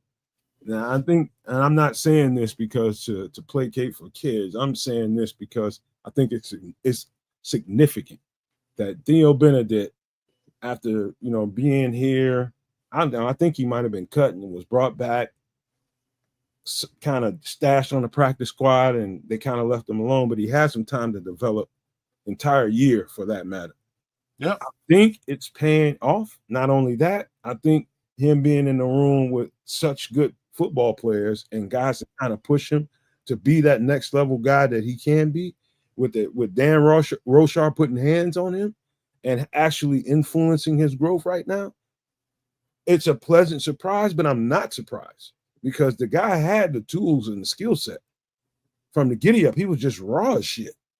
That's all. He's super raw. And again, so the BC team. Oh, there's Triple R. What's up, peoples? What it do, man? So tell your chef, man, he got everybody in the chat hungry. They talking about submarines and all kinds of shit. They starving. Man, look here. I tell you what. When Chef is doing his thing, if y'all could smell it, I'm sure it'd be beautiful. If y'all could taste it, I'm sure it'd be beautiful. Because Chef, he don't be messing around. Because he's a big dude. Chef is like a 260, 270 pound dude. So he has to, fill himself with sustenance as food, as they also say. And you have to enjoy your food. You just can't be eaten as a chore. So, you know what I'm saying? You got to make stuff that's yummy. And that's what Chef is all about. So, hey, I'm glad that some of the contributors of the content that we have at Sports Chicago Style are able to contribute, to entertain, to educate, to give tips to all of those no maniacs out there. And by the way, Chef, Trips, just to get you caught up, Kez is currently about to go change his underwear because he has sticky draws right now because he found out Theo Benedict is taking second team reps. That's very graphic. Oh, the Eagle? The Canadian Eagle represent. Damn, but look, like Corny, you said it. Like the kid's 6'7", he's a massive piece of humanity. Just imagine, and like I'm not trying to get rid of Darnell Wright. Like Darnell Wright hopefully vies for Pro Bowl contention in the very near future. But just imagine them 2 6'7" bookends in Ozzie Trapillo and Theo Benedict. That's just crazy humanity right there. Just massive slabs of human. Like he's a big boy. As Nomad was saying with offensive line coach Dan Rochar, is we haven't here in Chicago seen the versatility and flexibility of a good offensive line. Remember last season or the year before when Philly was making a run and guys in the O-line got hurt, and it's like, well, we're going to move the left tackle, to right guard and adjust here, and the shit worked. So if we could have depth behind, Jonah Jackson, who has an injury thing and is not, a spring chicken, and then, Tooney can, coach these kids up and they can learn from the all pro. And, Ozzy hanging out on Tooney's hip, if Amagaji or Ozzy, don't become left tackle and Braxton wins it out, now you get so much versatility and flexibility at every position on the line. I even saw that, was it Ricky Stromberg as well as somebody else was taking Newman. Newman was taking centers snaps, was snapping the ball, in practice just to, add that versatility to their game. So I think this offensive line with the size and athleticism and the brain power behind it, with Roshar coaching them up, they could be able to move the crowd in the running game and protect the one quarterback that needs protecting in the name of Caleb Williams. I got one thing to say about this line, though. Like that secondary line, the depth piece, that secondary line could be pretty dangerous. I've been trying to tell people, bro. I think, and this is now, I'm watching any video that I can get my hand on. Anybody at practice that's showing clips and anything that I can put together and put a compilation in my head about what I'm seeing. It's a lot of stuff that I want to talk about tonight. And I'm gonna get to a bunch of it.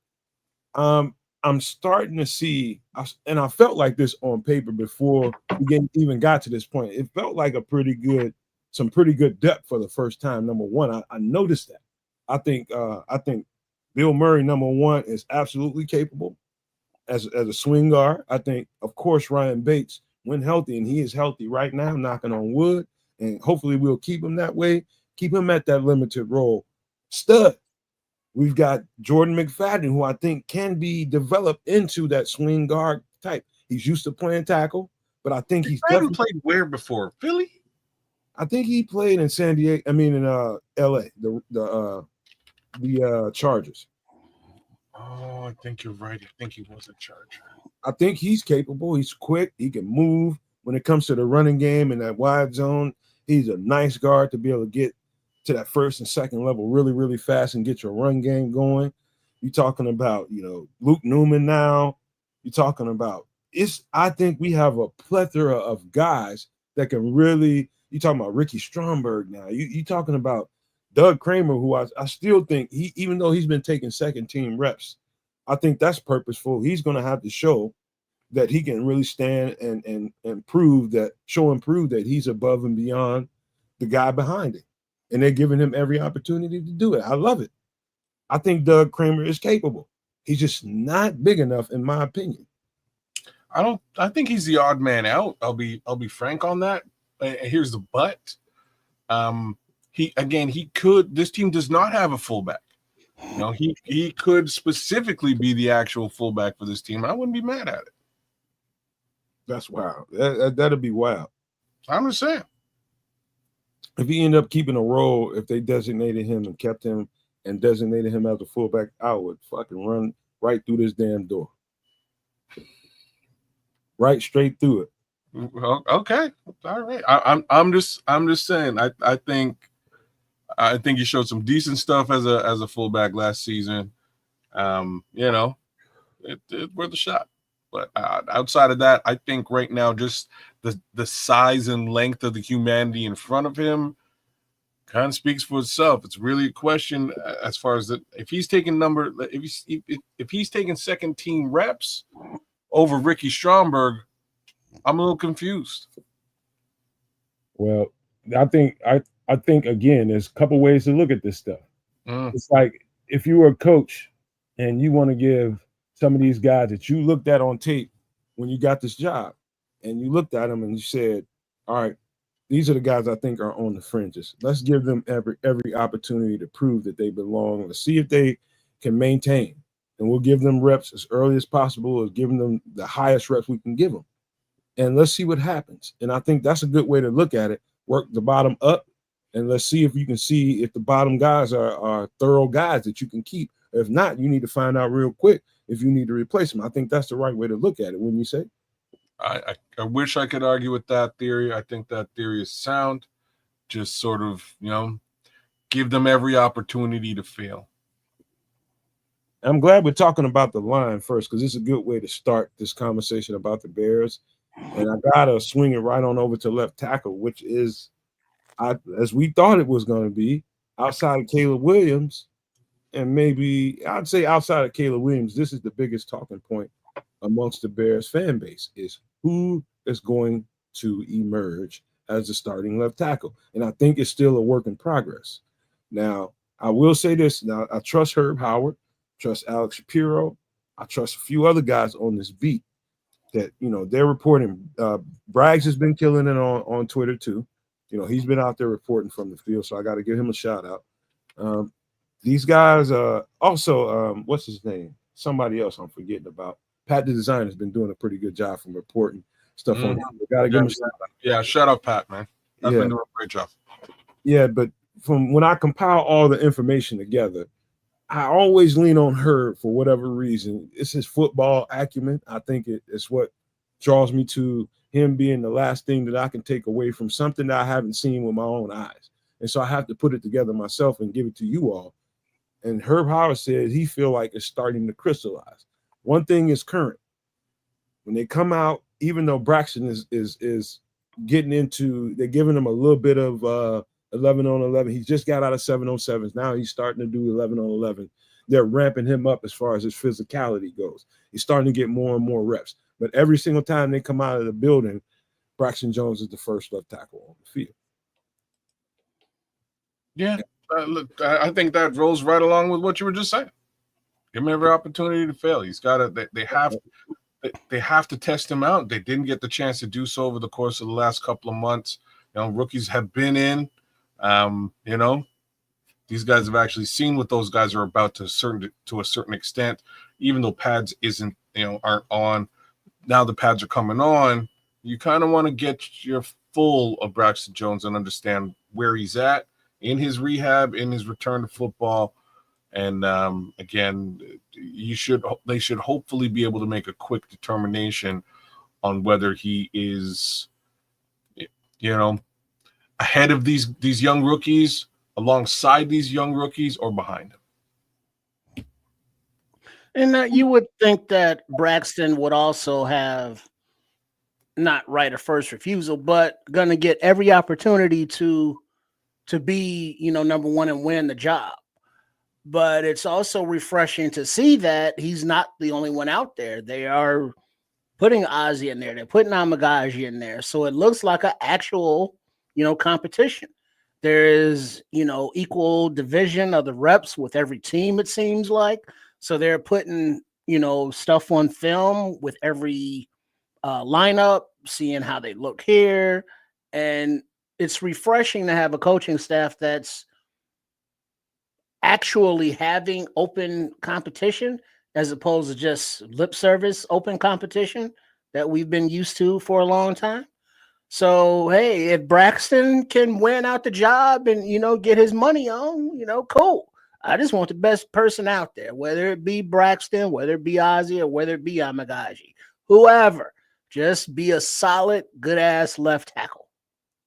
I'm gonna give you some notes that I got. You got any thoughts, Nick, before we any thoughts on what we're talking about with the left tackle or the offensive line? Honestly, I'm still curious about the entire offensive line still. Okay.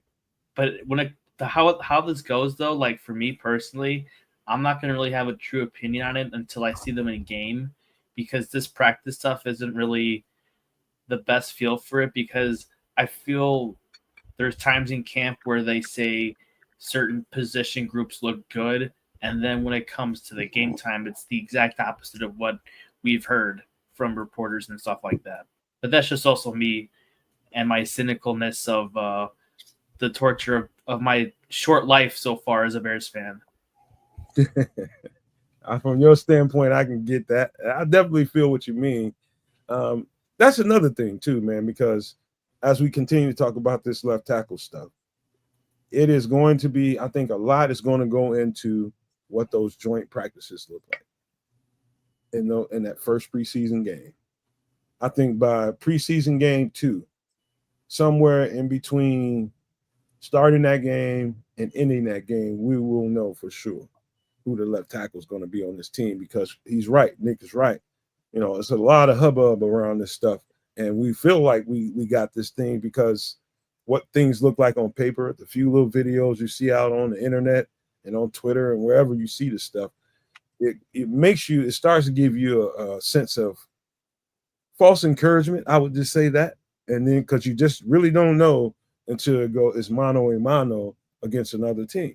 So to the dude's point, you got to see this stuff against other teams and stuff. You can really light it up in practice and turn things up a notch in practice and find out some stuff. But you really never know what you got until you see adversity against another team. They start switching things up on you mid-game, and they start giving you looks you weren't prepared for. How does that offensive lineman adjust to that? Can we be stout after they start throwing, screwballs and curves and stuff at you? That's what I think Nick is talking about. What happens when they go against a different team and they're throwing some adversity at you? Exactly. Because practice is kind of controlled in a way. It's a controlled environment, and now with the Bears having an offensive coach, there's ways around practice. They make it more favorable for the offense, if you will. Like the defense won't be able to attack the line to a certain extent. You know what I mean? I'll push back just a little bit there. So, and it's only in a small way. So, last year this time we had a defensive coach whose scheme was more or less vanilla. So this time around we've got a defensive coach whose scheme is dynamic and attacking. It might make things look a little bit more hectic in respect to iron sharpens iron. You know what I mean? Hopefully we get a little bit more of that, and we get to see what these left tackles and this entire line is actually made of. And to be frank with you, I'm flipping through Twitter over here a little bit, just looking for stuff, and the amount of I just typed in Chicago Bears left tackle, and like there's tweets from like 06. You know what I mean? Like there's tweets for like 20 solid years. We've been looking for a left tackle for a very long time. We've been trying to fix this offensive line for a very long time. I would like to think that progress has moved forward in a major way. I think the three guys on the inside are going to make a very big change to the way that we view this offensive line. And hopefully, like we already know what Darnell Wright is on the other side. Hopefully we can get something good on the left-hand side too out of these three players. And if we can, I think that's going to add a couple more seconds to Caleb Williams' life cycle in the backfield on the center. Yeah, we're going to get to some Caleb Williams stuff here in a minute, but that left tackle, I am going to make a play to try to get Clay Harbor on the show, because he's an offensive guy. He's not that far removed from the game.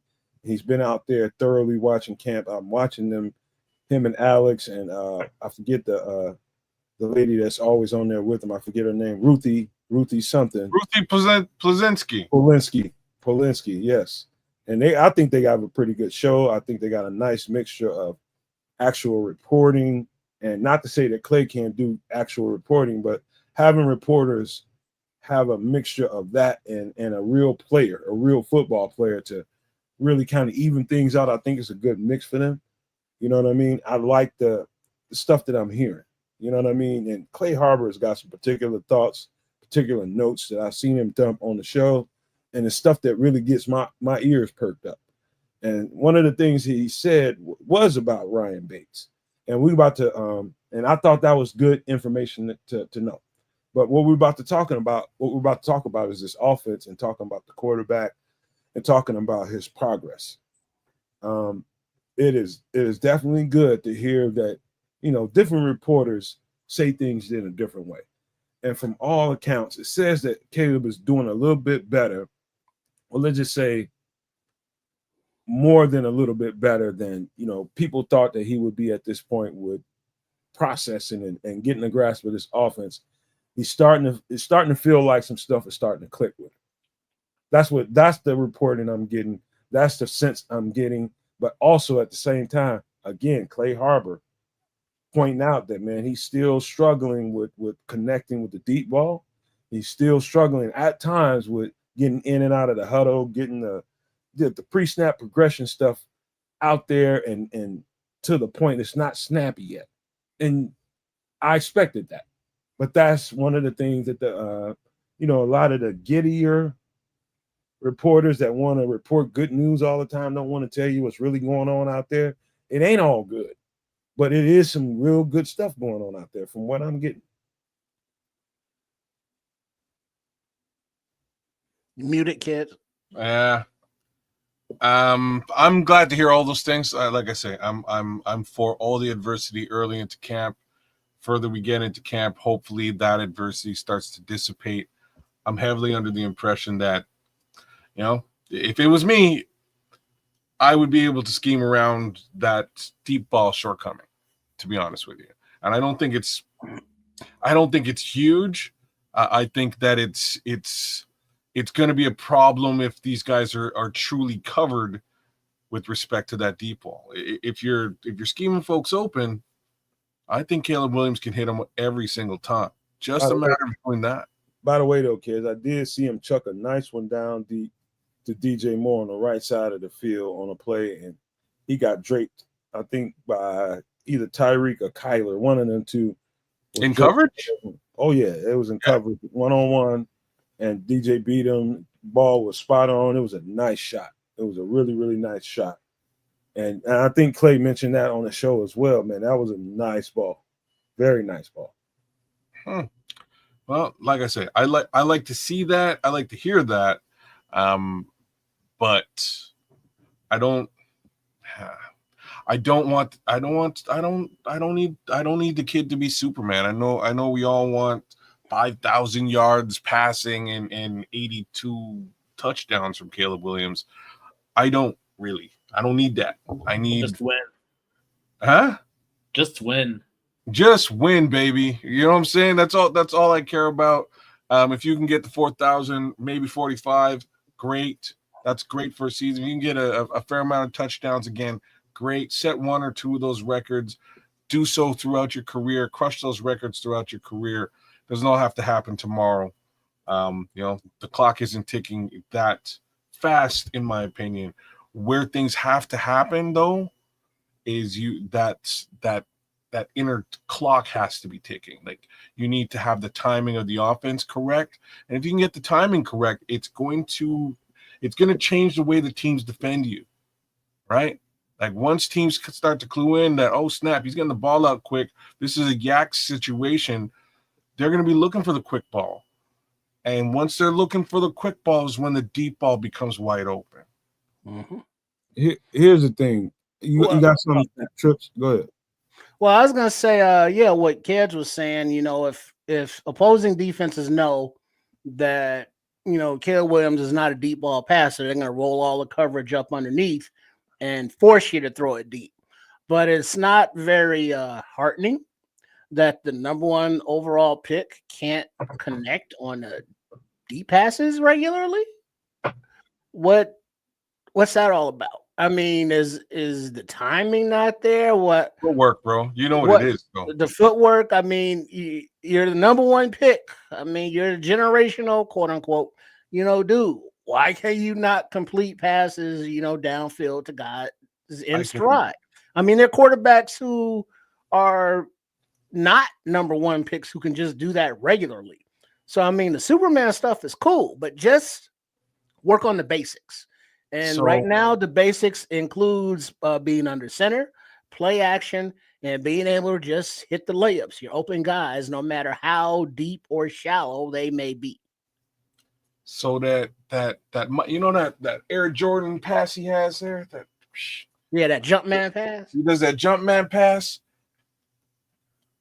Like, that's just proof. Like, in my opinion, that's just proof that nobody that somebody hasn't been in his ear going, what are you doing? Set your feet. No, I can do a jump man pass. Look at me. You know what I mean? And he's out there trying to do. All you're describing is the guy has never played in a structured. This is what I'm trying. This is like you just rolled it into a ball for me. That's basically what I'm trying to say. They let him go, be him and do him, which is cool.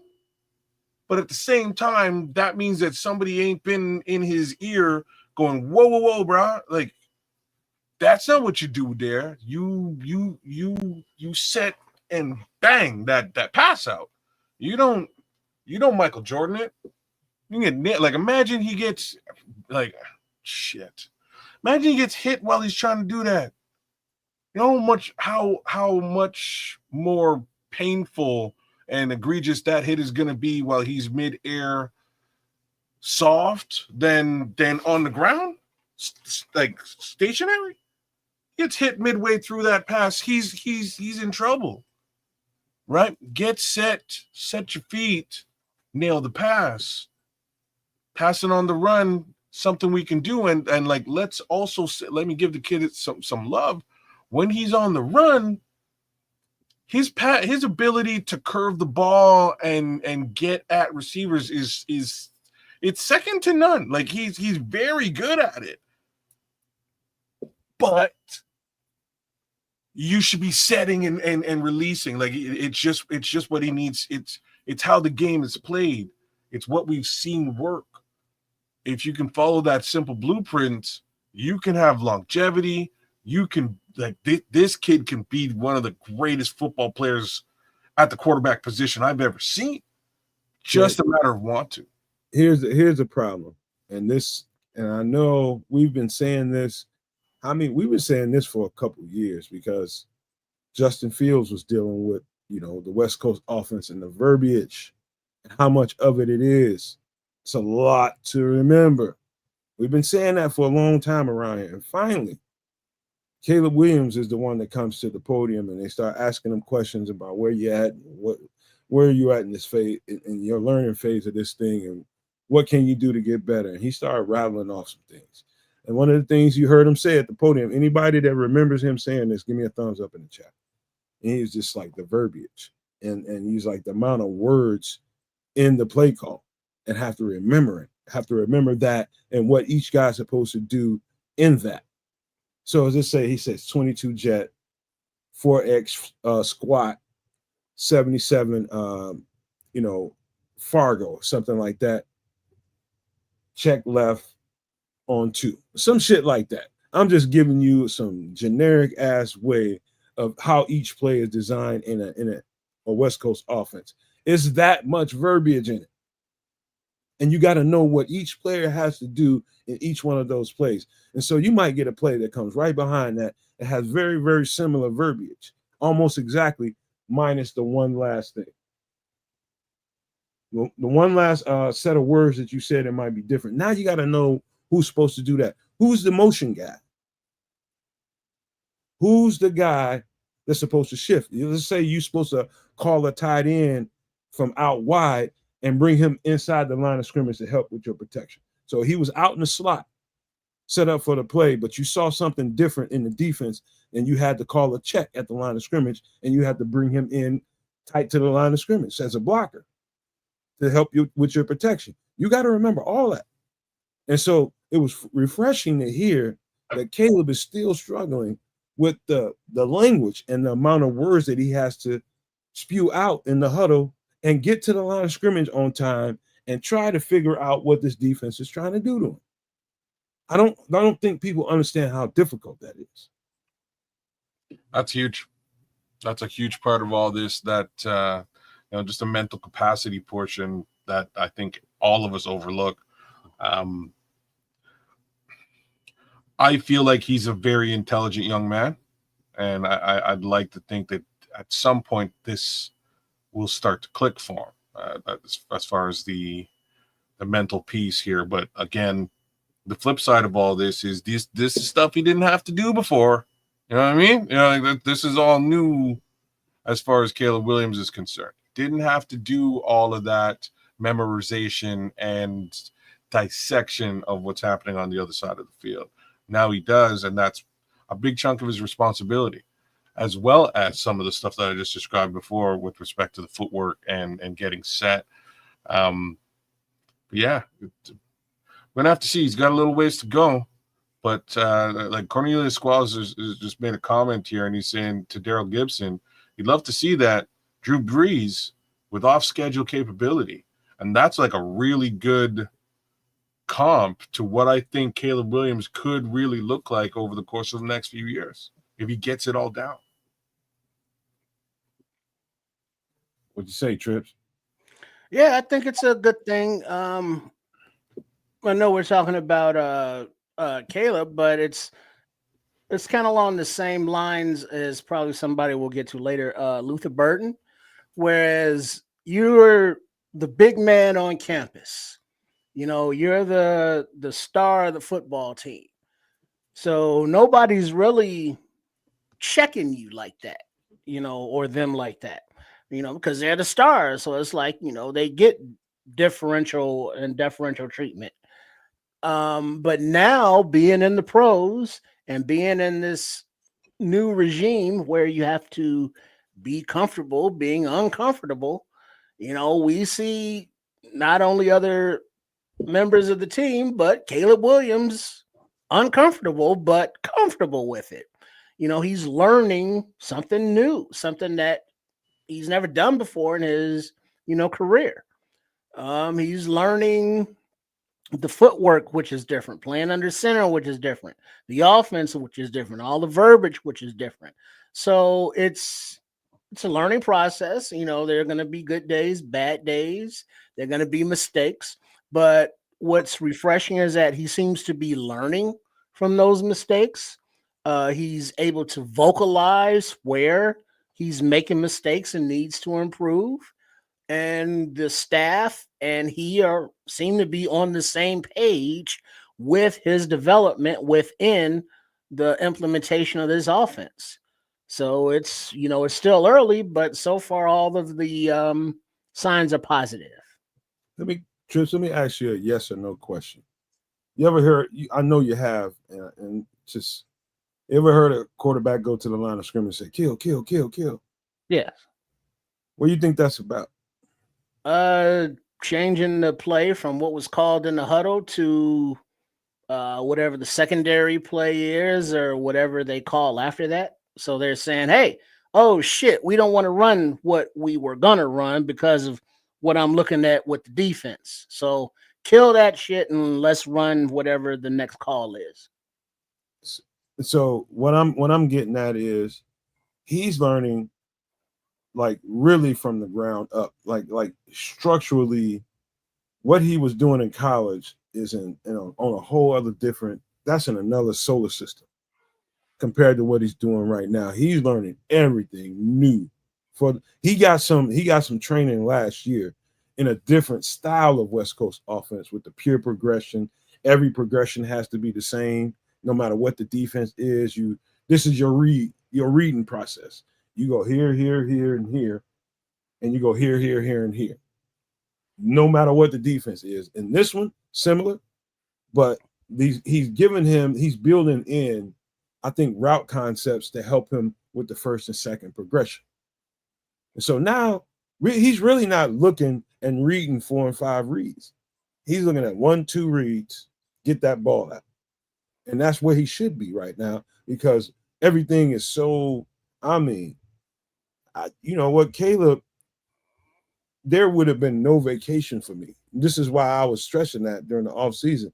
There would have been no vacation for me. I'd have been in everybody's ear that I thought ran the West Coast offense well. Anything that looked like Ben Johnson's offense, I'd have been on them. But I'm telling you guys right now, when people got so upset about Dan Orlovsky saying it's going to take years for Caleb Williams to get to where he wanted to get to, I don't know about 3 years. I think that's being rich. I think he is making progress just based on what I've seen and what I've heard. He's making a lot of progress. Years, I think, is too much. I think this is going to be a challenging year for him because the 6 weeks in training camp ain't going to be enough.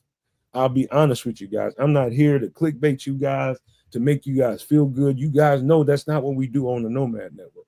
I'm gonna be honest with you guys. And I said this last time we was on the show, kids. It's quite, you can probably bet your money that other quarterbacks on the team will look better than Caleb in this camp and in preseason games and in joint practices. They'll know how to operate this stuff because they're used to it. And after I just laid down why Caleb is, it's going to be a little difficulty for him, at that point, you should be able to accept why and why another quarterback might look better than him. That doesn't mean Caleb Williams not going to be the quarterback for this team and he's not going to do well. That only means that his learning curve is much steeper than theirs. These guys are more ready to plug and play. In particular, Case Keenum or somebody like, he's ready to play and function in this offense, as opposed to Caleb Williams. He's learning from the ground level. And so, Tyson Bagent, even though I think he'll have some of the similar struggles as Caleb Williams, but I think he gets it a little bit more than Caleb Williams at this point.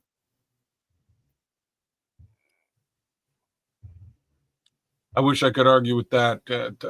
Tyson Bagent knows to get the ball out quickly. He's good at doing exactly that.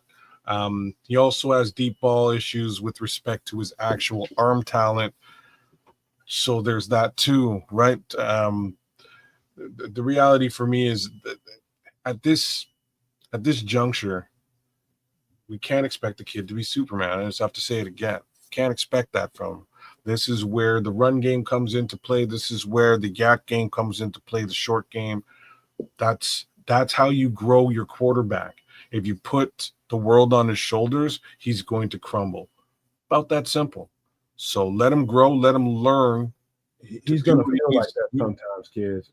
Sometimes he has to. Sometimes he has to. You're right. There will be those games where we're down, and he just has to put the team on his shoulder and do anything he can to help invigorate the team and light a fire under their asses. But the reality is, you want to do your best to avoid that and put him in a position where his skill players are key, right? Those guys that we have on this squad. For once, a couple of years ago, we were trying to figure out who the number one wide receiver was, and the answer might have been Darnell Mooney, right? Right now, we've got potentially 3 guys who could be a number one receiver on this team. Just saying. We're trying to figure out which one's the number one tight end. Just saying. There's positional support here. It doesn't have to be the Caleb Williams show. And in that respect, that should buy the kid a little bit of. Dan Orlovsky thinks it's going to take him 3 years. All right.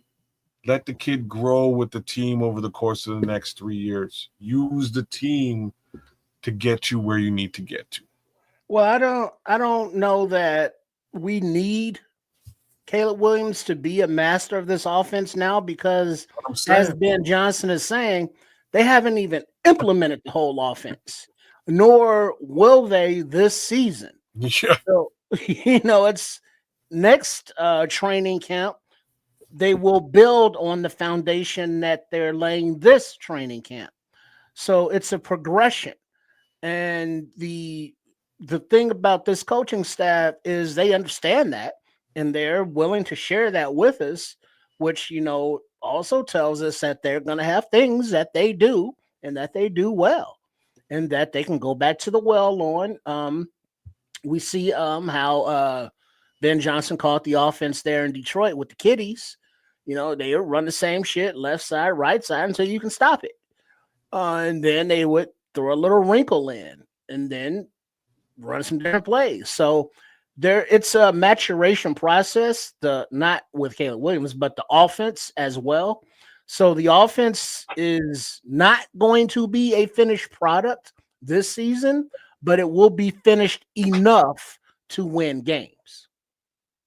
Hopefully. No, you're bang on. And Dan Brown is I'm gonna put this up here. He's articulating it exactly the way that I see it. So he's saying the offense is learning. but the defense seems to be having an easier time, which is like to be expected. They're a great defensive squad. I hate to burn another year, Nomad, but I think you're right. Tough schedule, too. This year, this is a build year to go all in 2026. And this is exactly how I see it. I see between 8 and 10 wins this season. If they get into the playoffs, awesome. If they don't, fine. As long as we're able to see the trajectory of the squad that they're fielding, we're going to figure out what the few little holes that might be left on this team are, fill them in the 2026 draft, and it's gangbusters moving forward. But there's going to be, like, just common sense, new staff, rookie quarterback. There's going to be some growing pains. There's going to be a couple of hiccups. And again, this schedule is not – it's not like the cakewalks these last 2 seasons schedules have been. So there's that to take into consideration. You know what, kids? I'm not one of the people that's feeling the anxiety. You know who's feeling the anxiety? All the people that are on these social media platforms arguing with these other fan bases, talking about how good Chicago is, how good, and I think we're going to be good, in a different kind of way. And all the people that's expecting these things to come right out of the microwave. This ain't no microwave situation, man. Caleb is not gonna. You can't pop him in like a fucking hot pocket and expect him. You got to be patient with this kid. Yeah, you got to be willing to know. First thing that needs to be said is you have to be accepting of the fact that this guy is going to struggle at times. He is barely functioning with the verbiage because it's new to him. Well, no, man. They gave him new verbiage last season and just took all that away and said, "Hey, here, learn all this now. Forget all that stuff you learned last year. Learn this stuff now." If you're already juggling with the wordplay in your head and trying to make sure when you hear the play call in your helmet and you get into the line of scrimmage, you're reciting it the way it's supposed to be said so that everybody knows their role in this play, you're dealing with that. And you're trying to get that correct so that you can get to the line of scrimmage and have anywhere between 15 to 8 seconds to look at this defense and see what they're trying to do to you. Slide your protection. Call a hot read. Call a check. Call a kill to get out of this play. All of that shit's going on in his head and it's swirling. It hasn't slowed down for him. We don't know. Nobody knows. Ben Johnson doesn't know. Caleb Williams doesn't know when that he's going to hit that stride where everything slows down for him and he gets comfortable with the pace and the rhythm of everything that's being asked of him. And so all I'm trying to do is tell people that pump your brakes, bro. Yeah. Like so damn true. Like I don't see anything along those lines happening until maybe week 6, like right around that. And maybe that's why having that early bye is a good thing. You know what I mean? Like it's going to take him a couple of games just to get acclimated and then reset and go, okay, how do you feel about what we've done so far? You know what I mean? Like, how do you feel about it? Is this stuff making sense to you? You know, you got to reset, check your style, return to zero, as my guy Cool Keith would say. Reset, figure it out, and do your thing from there. And it's going to be like, I'm just saying, like, be prepared. It's going to be a little bit rough to watch over the first little bit, but I think this is going to grow into a very impressive case scenario at the end of the day. I don't think that it will be as bad in the beginning, as new offenses roll out. It doesn't have to be. Yeah, it doesn't because when we went through that Getsy debacle and the whole Flus shit in the bed stuff, it was like, well, yeah, it's training camp, but we're going to ease them into it. And it's like, yeah, the season's starting, but we're going to ease them into it. And, by game 4, we'll, be ready to go. And whereas now I'm hearing it's like, yeah, week 1, game 1, we're devising a plan for Flores and his scheme, and we're going to put our players in a position to succeed on both sides of the ball. So we may not have the entire playbook on either side of the ball, but it will be enough to address whatever the opponent is for that week. I got confidence in that. Hey, Trips. So if I were to tell you, all right, I'm gonna throw you in a quarterback, you're gonna run this offense, and you're gonna be the star of this offense because we're gonna build this thing around you. And we get a couple of weeks in the training camp, and you're still, the wordplay is still, just omnipresent in your mind, and making sure you got that right in your head before you go to your teammates in the huddle and reciting that thing and having the time to get out of that huddle, get to the line of scrimmage. You probably wouldn't be as confident as you can be until you get some of that shit kind of down to a science, would you? Well, no, I mean it's a learning process, and he's learning it, and so it's the act of repetition, drilling it to understand it, and by next season, the stuff that he's learning now, he'll have a firm grasp and ownership of, and then you'll add in volume 2 or whatever the case may be. So yeah, it's a process. He's got to learn a whole new offense because guess what? It's a whole new offense and a whole new coaches. But knowing that he has the support of, the staff to not make it easy for him, but to, he got his little Surface tablet. He can put the shit on an MP3 and listen to it driving or whatever. But he has the resources to go outside of, practice and say, all right, I got to learn this verbiage, for these plays. I got to get my head in the playbook. And, repetition.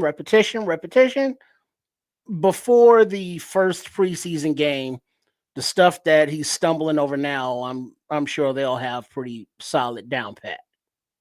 Hey, by the way, Trips, the first time I laid eyes on a West Coast offense was one of my roommates, and we stayed in the same apartment. And I will admit, this was before they had iPads and tablets, and it was on paper. And I looked at his shit.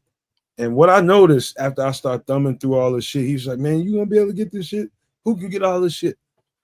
And I was just like, dog, I realized that every concept came with a formation. So what I told him, I was like, man, you probably want to look at, instead of looking at what you're supposed to be individually doing in one of these plays, look at the concept first and see why they're calling these concepts against, because every play that they had in the book had a reason for it. So they had a defense, a graphic defense for how to attack that defense. And I said, you should start looking at the concept and work from there. So when they call this formation or this concept, so formation first, why are they calling this formation? Why are they calling this concept? Okay, they think they feel good about this bunch right or this bunch left, tight bunch, condensed bunch. They feel good about this. Why? It's because they, different reasons why. And then you work backwards from there. Okay, what's my role in those formations? So you remember the concept first and why those play calls are being spit out. To me, now that's just my mind and the way my mind works. His mind might have been completely different. Caleb's mind might be completely different.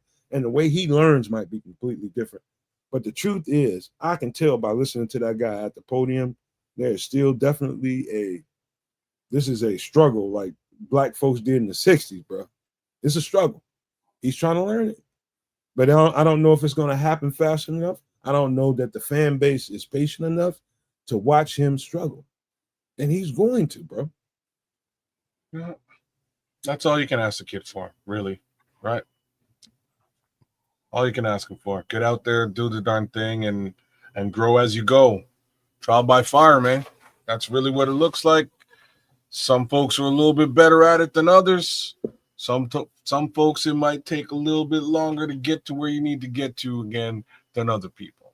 And in this scenario, I think if this fan base wants their quarterback that they've been pining for decades, little patience at this point, not a lot to ask.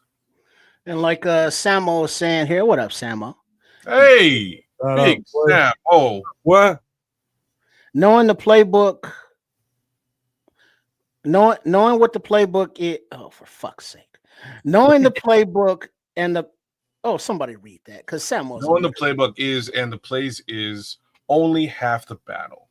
It's the execution of what you know in a live situation with multiple different factors that complicate it and make reps necessary. Yeah, Samo, you got to get to the point of executing it. Shit, you just trying to figure out what the fuck the play is. Yeah. Mm-hmm. Yeah, he's not even at that level yet. He's there, still right? learning the plays and the playbook. You And know, there's whereas we've been rolling right over Nick because I know he got to deal with touchy feely, flirty ass old ladies tomorrow at the DMV. Man, anything you want to say before you? Hey, I know I ain't trying to push you out, but I know you said you want to get out of here by 10.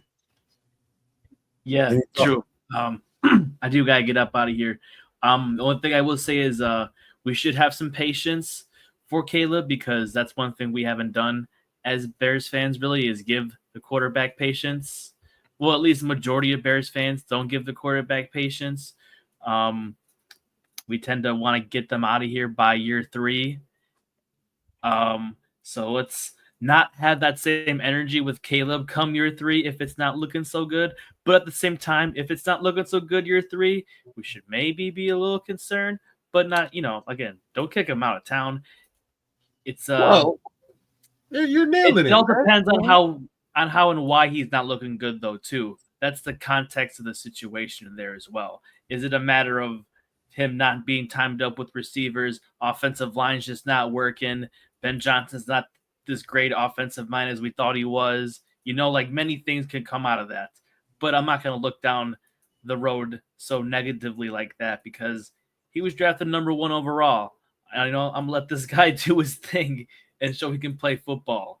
And I mean, shoot, bad situation he was in, he had like 3,500 yards or whatever. So, hey, and they didn't really win. Imagine what that'll look like if they do win some games. He might be a 4,000 yard passer off of nothing. Without even having to be Superman. You know what I'm saying? Who knows?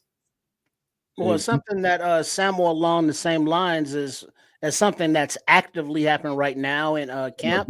This is it the back 5 or the high 5 or whatever the terminology is for the back end zone play, where Ben Johnson is telling Caleb to, hey, either we catch it or nobody catches it. So I think it's the back end of the end zone high 5, or there's some terminology for it, but that's the play. It's the back of the end zone, but the execution portion of it says throw it up high to where only your receiver can get it. And if he can't get it, can't nobody get it.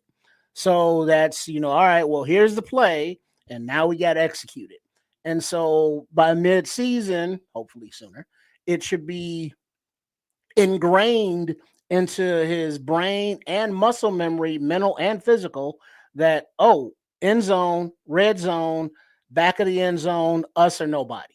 He doesn't have to think about it. He doesn't have to respond. It's just automatic reflex. Hey, absolutely.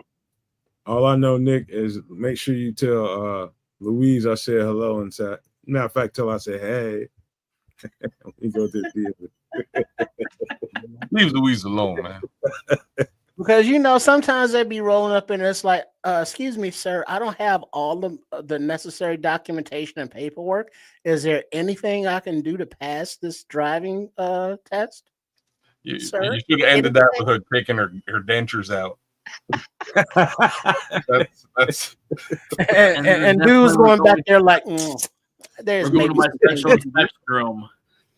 Say, hey, Petra, what's going on, baby? And she's walking out with a license. That's about it. It's like, thank you. Come again, because I know I will. Oh my. You're dead.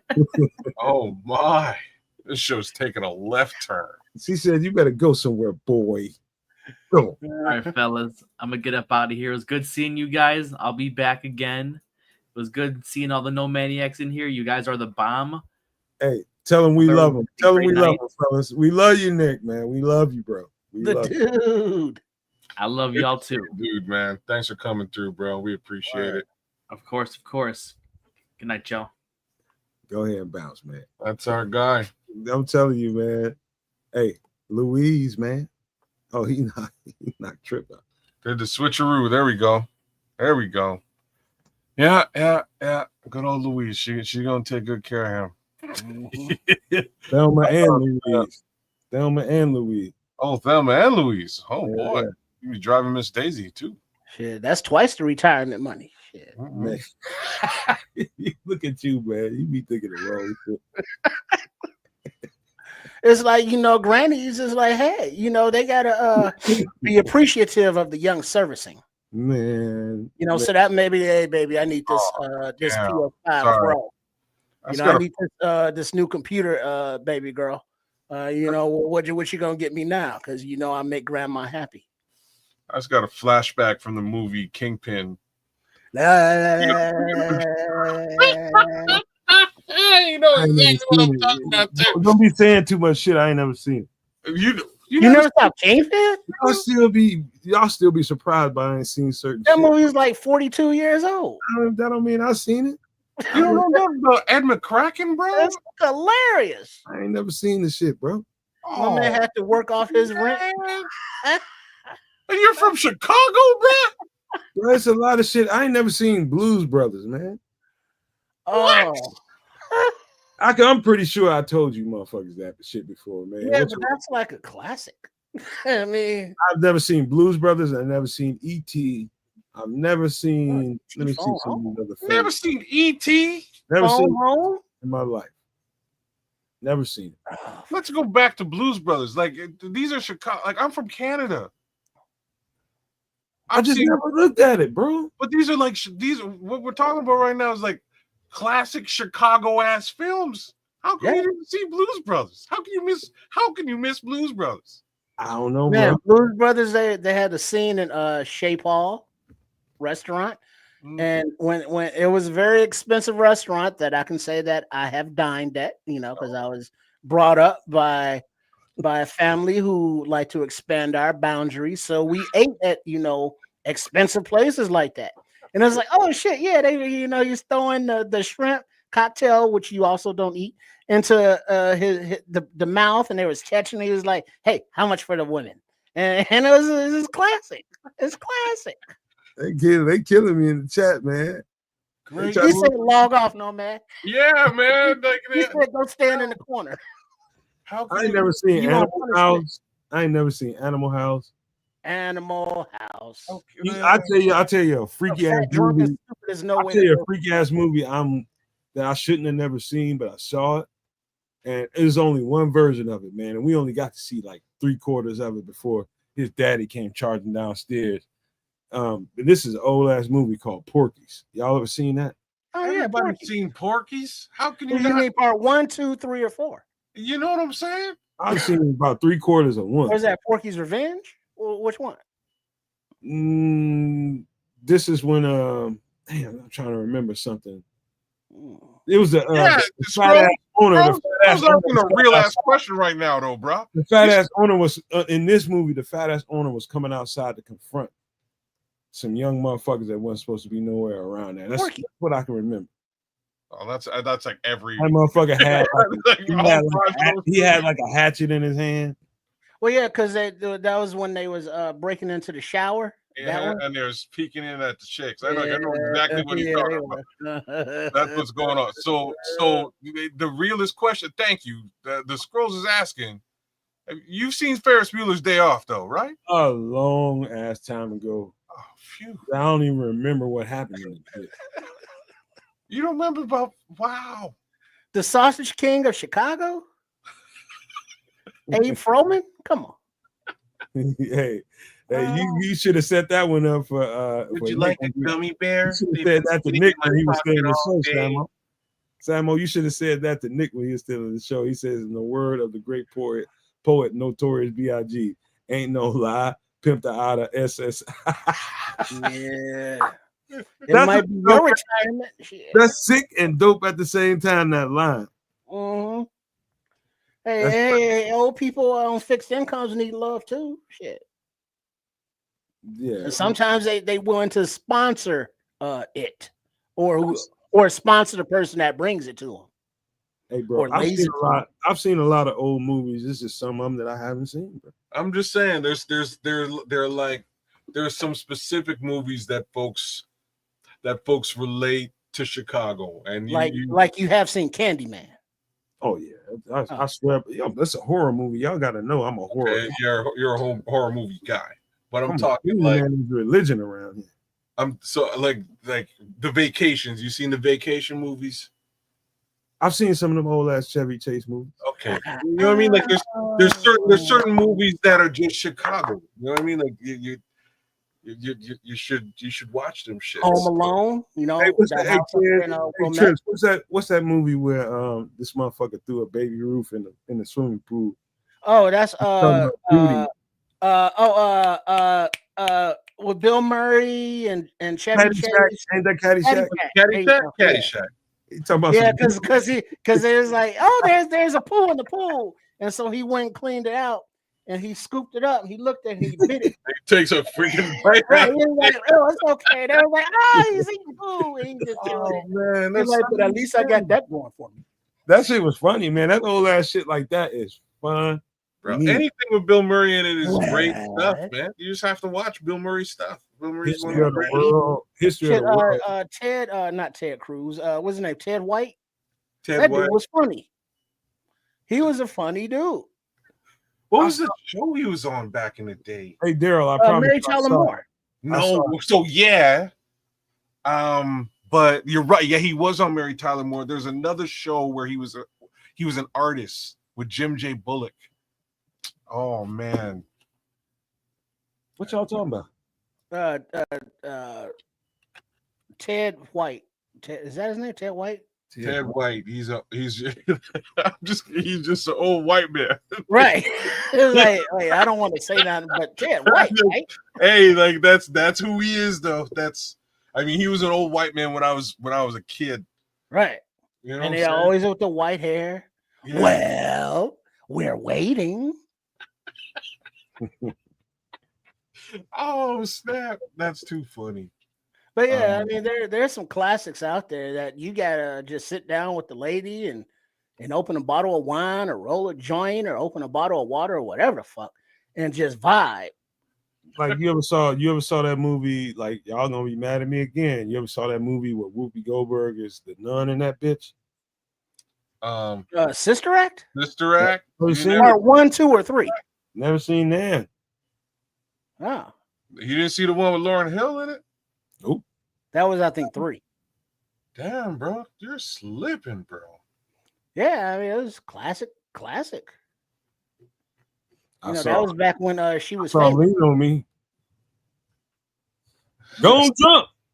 We used to call a homie Sam's back in the day, man. It was smoke crack, don't you? You smoke crack, don't you, Sam's?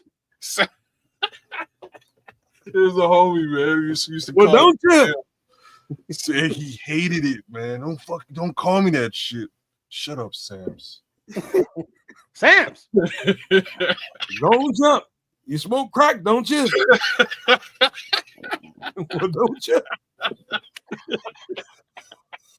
That's a real question. Don't you? Oh, Sam's. You might as well jump. You jump on off the building. Go on.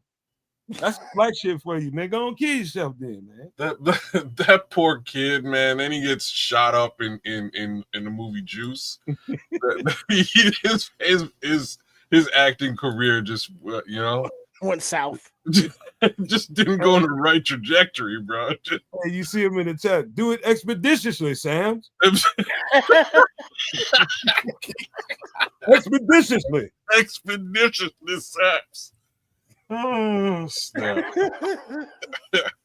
That was some funny. That shit used to make me pee on myself. I used to laugh so hard about that shit, man.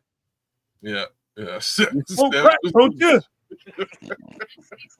Sam's was a joke, bro. Don't you smoke crack? It was this homie named Leslie. I'll never forget him, man. It was a homie named Leslie. We used to call him Sam's all the time, and he used to drive him crazy, bro. So mad about it. Don't call me that shit. Sam's ain't no Sam's. Shut up, Sam's. Oh, God. Too funny, yo. Hey, I've seen some old stuff that is dope as shit. Number one is Breaking 1 and 2 and Beat Street. Yeah. That's some dope shit, man. Yeah, Because that it was, takes you back to like how hip hop started, the origins of it, how everything developed into what we have today. That shit was like there was this kid in Beat Street that had some long ass sideburns, then they looked like LL Cool J. I just found you used to wear the Kango you talking about? Yeah, what Kango. yeah, the businessman. Yeah. Remember that cat with them long ass sideburns? Like who? Yeah. I think his name was Lee in that motherfucking movie or something. Remember that? I don't remember their I don't remember names. his name. I think his name was Lee. All I remember is Spit. Yeah. One of the motherfuckers got killed. His name was Ramon. Puerto Yeah, Rican. he was the one fighting with Spit. Yeah. Crazy ass shit, man. Yeah, because that's where they had to, like, Ramon, because they were shouting out their homie. Because Spit, they was all taggers and shit, and he was like toying over they pieces, and he chased them down in the subway, third rail, zzz, and that was the end of that. Yo, hold on, Samuel, you gotta stop. Sing it. Very what song? Fat ass, it's fat ass talking about some very fat motherfucker. Get your little sausage ass and go sit down somewhere. Fat ass. Sam's, man, that motherfucker. I know everybody knows Sam's. Everybody knows Sam's in every neighborhood. It's a little fat motherfucker. They're just annoying and always getting in trouble. A little fat ass gonna need to go sit his big ass down somewhere. Leslie, you know where you're at, Leslie, bro. You know where you're at, man. Hey, I'll be right back. I got a piss right now. put it on Leslie one time, like oh, I'm laughing so hard because like it was me and my two other homies that used to call him that all the time, man, and he made him so mad, so upset about it. But yeah, man. Yo, shout out to Sam's in real life. I have to figure out what the actor's real name is. Shout out to Sam's though. Well, sure. Shout out to Benson, because he was at HNIC. Where? Robert Guillaume. Was it Robert Guillaume? Yeah. He was Morgan Freeman's boss. He was a superintendent. Yeah, he was the original superintendent. You're right. He was the HNIC. You're right. Yeah. You're right. Yeah. I forgot it was Robert Guillaume. Robert Guillaume got some badass roles though. For a brother in like the 70s and 80s, he got some. He was never the star. He was always like a supporting. What do you mean he wasn't the star? He was. Benson. That was a TV show though, not in movies. Wow. Name one movie he was a star in. No. You're right. Fair. All right. Yeah. Fair. Yeah. But yeah, some classics. Nomad be tripping. Yeah, man. I don't know what he's up to, man. He's. I'm just saying, there are certain movies that I consider 1,000,000,000% Chicago, and I've watched 90% of them, man. I would have to say, Animal House is not my favorite movie. I'm not a big John Belushi guy, but Bill Murray. I don't think there's a Bill Murray movie I haven't seen. Mm-hmm. And even when he goes serious on it and show his acting chops, Bill Murray, that is. Bro. But yeah, Animal House was just stupid. It's hilarious though. But there's just so many lines that are classics and so many careers that were started. Jermaine that movie from Belushi, Kevin Bacon. There's just a shitload of people, men and women. Dean Warmer, he was in all kind of movies as a side dude. Hey Trips, remember Juice when Sam, the person that played Sam and Lean on Me, he was I forget what his name is in Juice. I forgot what his name is, but he in there cooking up scrambled. Was Tupac? No, yeah, he was in there cooking scrambled eggs. That motherfucker and cut up some bologna and threw that shit up in there. Oh, fat mom. And he was in there dancing and shit. That's some real hood shit. Little fat mother. It's a little fat motherfucker. Always everybody hood like that. Still. Hell yeah, Savo. It was Steel. Yeah, bro. Yeah. It was Steel. Man. I actually did that a few times, man. Since I seen that movie, man, I put some bologna in my scrambled eggs. I mean, shit, you if you ain't got bologna, you can chop up some hot dogs up in there. And top it off some ketchup, throw some cheese up in there. Come on. You was Steel and fucking Sam, wasn't it? When you was Yeah, he there's the same character. Basically. For the most part, yeah. They're the same. There ain't no difference. I mean, did you put some 40 ounce in that shit too? Well, I mean, if you don't have like oil or something, need a little liquid for the pan, you pour a little of that 40 in there. A little moisture. It'll be all right. A little flavor goes up in there. It's like when you're making brats. What's the perfect liquid to boil brats in? Beer. Man, somebody got on me about that after listening to one of these shows, and told me, no man, if you don't hurry up and get you some brats and boil them motherfuckers in some beer first before you throw them on the grill, I'm gonna hurt you. It just adds a whole new flavor into it. Now you have seen Cooley High, right? No man. Man, dude, let me tell you something. That song at the end It's of so hard to say goodbye to yesterday. I can turn that shit on right now and start breaking down. So how do I say goodbye to what we had? It's like tears. And Pooter was in the car at the funeral when he saw him at the funeral, because he didn't go to the funeral because Cochise, his best friend, man, rest in peace, Cochise. And it's so hard.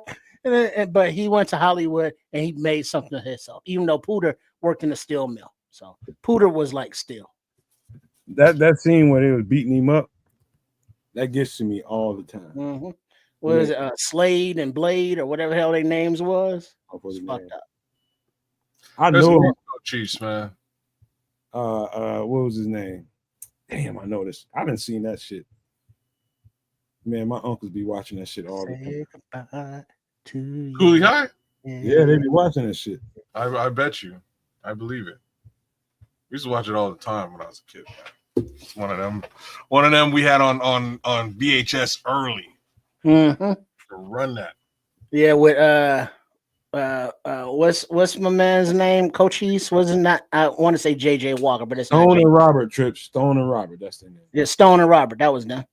But what was my man's name that played Cochise? Oh, yeah, I know it's Lawrence something. Lawrence Fish, not Lawrence Fishburne, Lord Jacobson. That might be that you right there. It might be right about that. No, that was a news dude. It's Lawrence something. It might that was Channel 2. Lawrence Jacobson was a news guy. Help us out, Scrolls. What's the old boy name? Hello, Mr. Carter.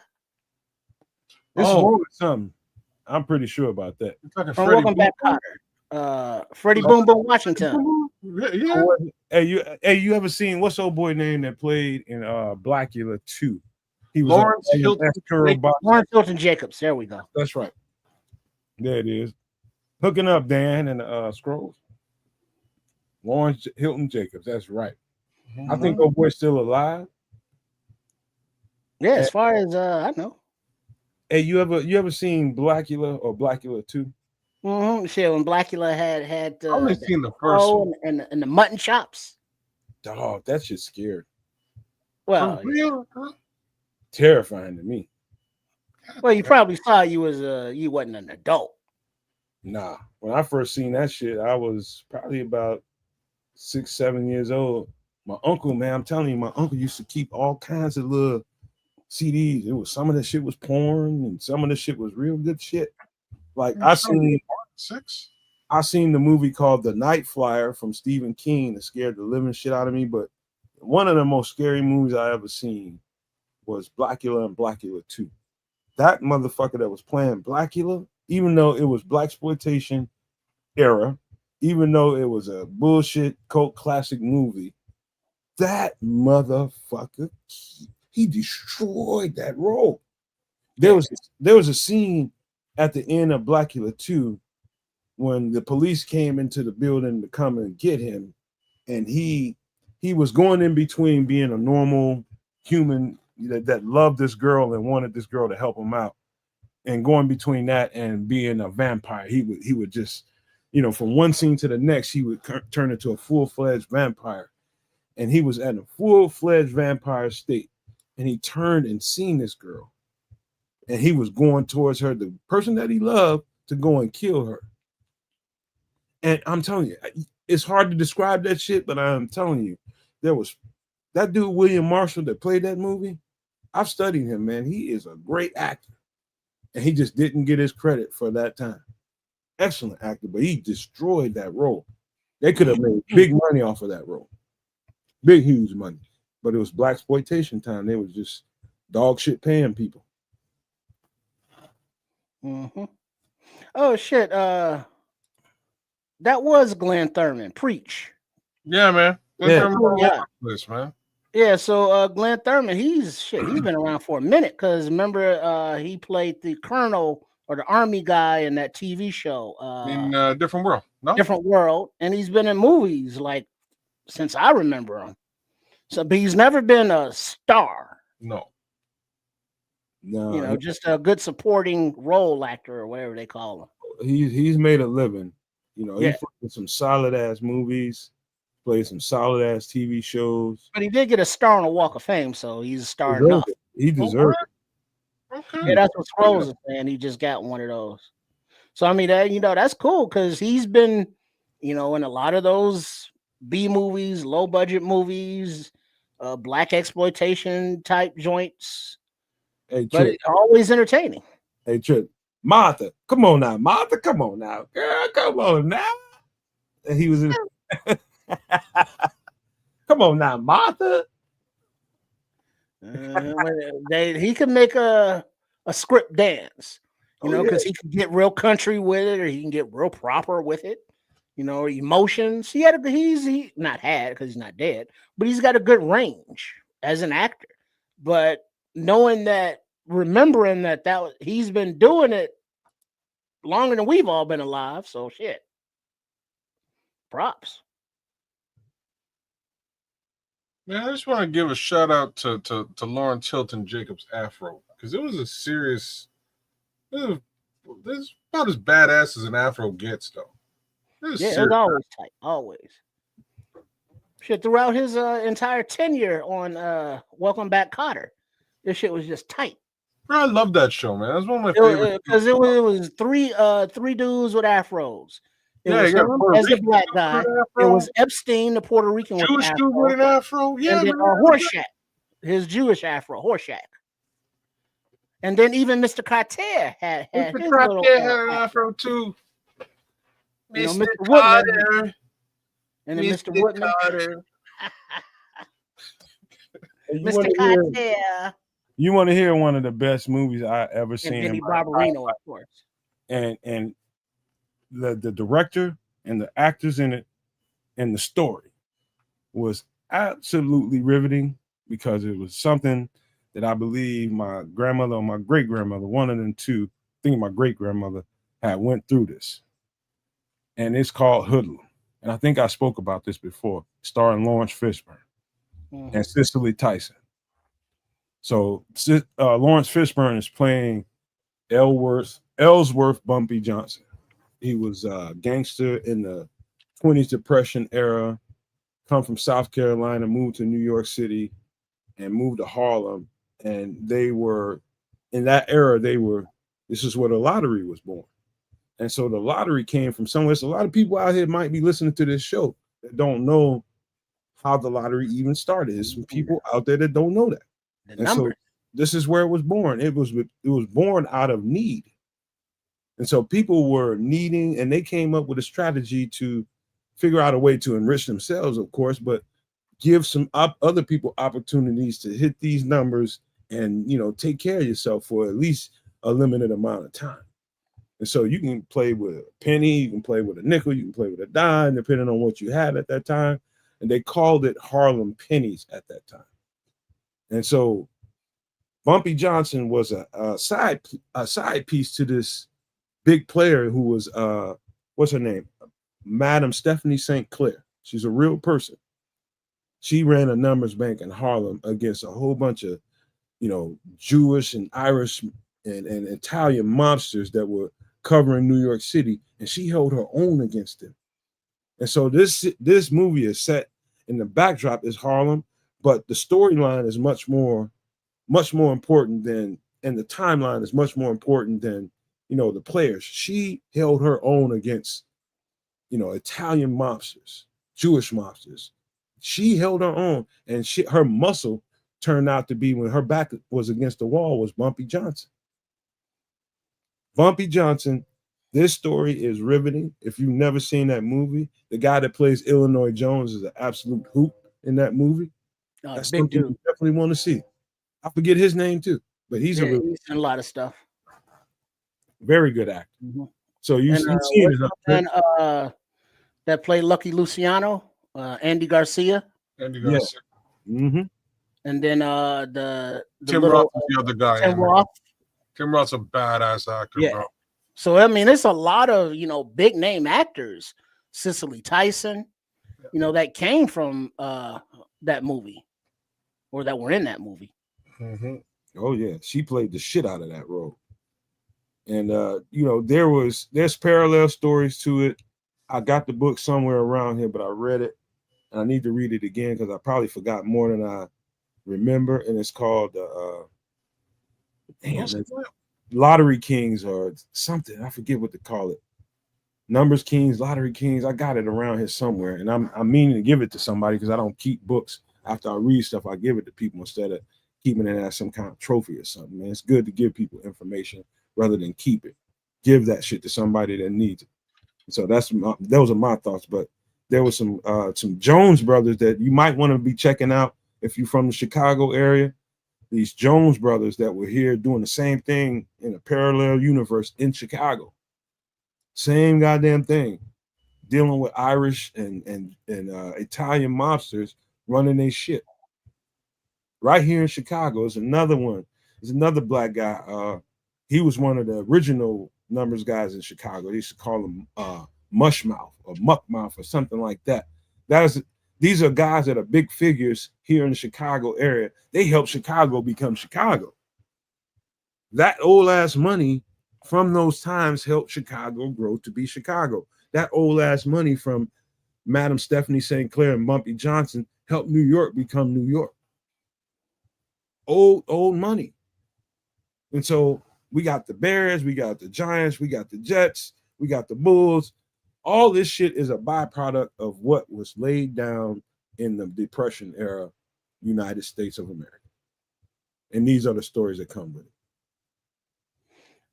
Mm-hmm. And that also explains a lot of the division, the boundaries, the racism, and just overall quote unquote gangster mentality. Because you had the blacks, you had the Polish, you had the Italians, you had the Mexicans. Everybody had their hood, and everybody had their quote unquote organization of that hood, or street gang, or organized crime, or whatever. But it was all very segregated, and till this day, it is pretty much kind of like that, unless those neighborhoods have been gentrified. And then the white people moved in and realized that not everybody moved out, but they can't sell now. So now it's kind of an integrated neighborhoods, but not by choice. Look at Samuel's comments in the chat. I'll put the first one out. He was talking about the Jones brothers that I was just talking about, and they're from Bronzeville. Yeah, and the second comment he put up, the Italian mob took the Jones brothers' money and built Las Vegas. They killed one of them in the middle of the street, and he didn't run from them. They was hunting his ass down, and it was chasing him down. And he told him straight up, he said, I ain't gonna run from you motherfuckers. He walked right out there, and one of the Italian mobsters actually gave him praise in another book that I read. Hold on. Yeah, they'll give you props, if you standing up for yours and you're not backing down or running, you respect it, but rules of the game, I still got to take you out because you in a different gang. But that soldier to soldier respect. You know, it's I respected them by the time I was done looking at that story in the first book that I read, and the second, third book that I read, I respected them even more because that was hard to do. That's hard to do. You living in a world of segregation, bro. And you trying to stop that shit in the North where everybody ran to because the South was so oppressive. And so you came to the North and saw these different opportunities, but you still got to fight, you know, white supremacy at the time. You know what I mean? And that white supremacy was, hey, if we see you having something, we supposed to get a piece of it. That's the way it's supposed to be. And there was some people at that time like, man, hold my nuts, you ain't getting shit. This is our shit. You run your shit on your side of town, we run our shit over here. Well, that's why a lot of the beef happened, because you know the higher class organizations was like the ghetto, the hood. You know, we don't want those pennies, and so the people from the hoods were like, hell, we'll take those pennies, because guess what? Those pennies add up to dollars. And so it got to the point that they built the business in the hood, and then the other organizations was like, yo, how much money they making? Yeah, we're gonna need to go ahead and take over that. And so, you know, that's where your wars started. But they built up those little pennies and nickels to the point that the big money organizations, you know, was like, yeah, we need that. So, you know, the resourcefulness from the ghettos, the hoods, are always able to open eyes from outside the hood and be like, damn, they did all that. Well, let me go ahead and capitalize on it. You know, so that's, you know, another subplot, sub story to these movies as well. I think the story is fascinating. I think a lot of, and this is just me speaking to, you know, African Americans across the country. That anybody that can hear my voice, whether you are younger or older African American, to understand the struggle is to be willing to go back and look at how people prosper from the minute we came over here. You know, you had, you know, slavery, you had the Jim Crow era. And then after Jim Crow was up, a lot of people left and went to the North. So you had that struggle. You know what I mean? It was definitely a struggle. People were unalived and still was stuff going on up here. But it was a reason why people flocked to the North. It was a reason why they flocked to the North, because they saw opportunities like this dude can do it. All he did was get a certain amount of money and he started a business. And so what I would say is the togetherness that Black people had at that time. I'm not going to say there was no hating, there was no people stabbing each other in the back, because it was absolutely people doing that during that time. That's nothing new. But if you want to take an example of how a people should rally together because you need to, all you have to do is go back to that time period. All you have to do, that's why it's fascinating to me to see how people rallied together and they supported each other. There was Black businesses everywhere. And every time there seems to be a little Black community or a bigger Black community that gets built up, it's always the hater that tries to bring it down. You know what I mean? It's always that. And so I tell young motherfuckers all the time, people that's younger than me, like, dog, I don't give them books to read. I just tell them stories. Like, dog, do you know what we had to do to even get to this point, and actually, you know, what we persevered? And you just want to go out there and just take that man's life? You don't know what he's been through. He don't know what you've been through. And so I use these kind of things to help. You know what I mean? These things help in real life. You know, you tell people historical facts that they probably didn't understand or didn't know about, because there was a point where I didn't know about it and needed to be told. And so that's why the community, and I use that word loosely, is so fractured or severed or non-existent right now, because of, you know, the course of time, the drugs, the mandatory sentencing, and the disruption of the whole nuclear Black families, and the grandparents and the matriarchs and all those. Kids don't know, you know, where they come from, what their people have done or are capable of, because of how it's been torn down over the years, you know, by plan, by the redlining, you know, from the Jim Crow to the redlining to the all the things governmentally, socially that are restrictions, to keep the American Black person in line. And so within those Black communities, it's so severed and fractured is that it's not a community. It's just an area where a lot of people of the same color live. And so sharing the knowledge, the history, hey, did you know that Black people invented this or did that? Something that's not juking or, gang or drug related. Have a little self pride, and it's like, oh shit, my people did that. Maybe I can do some shit too.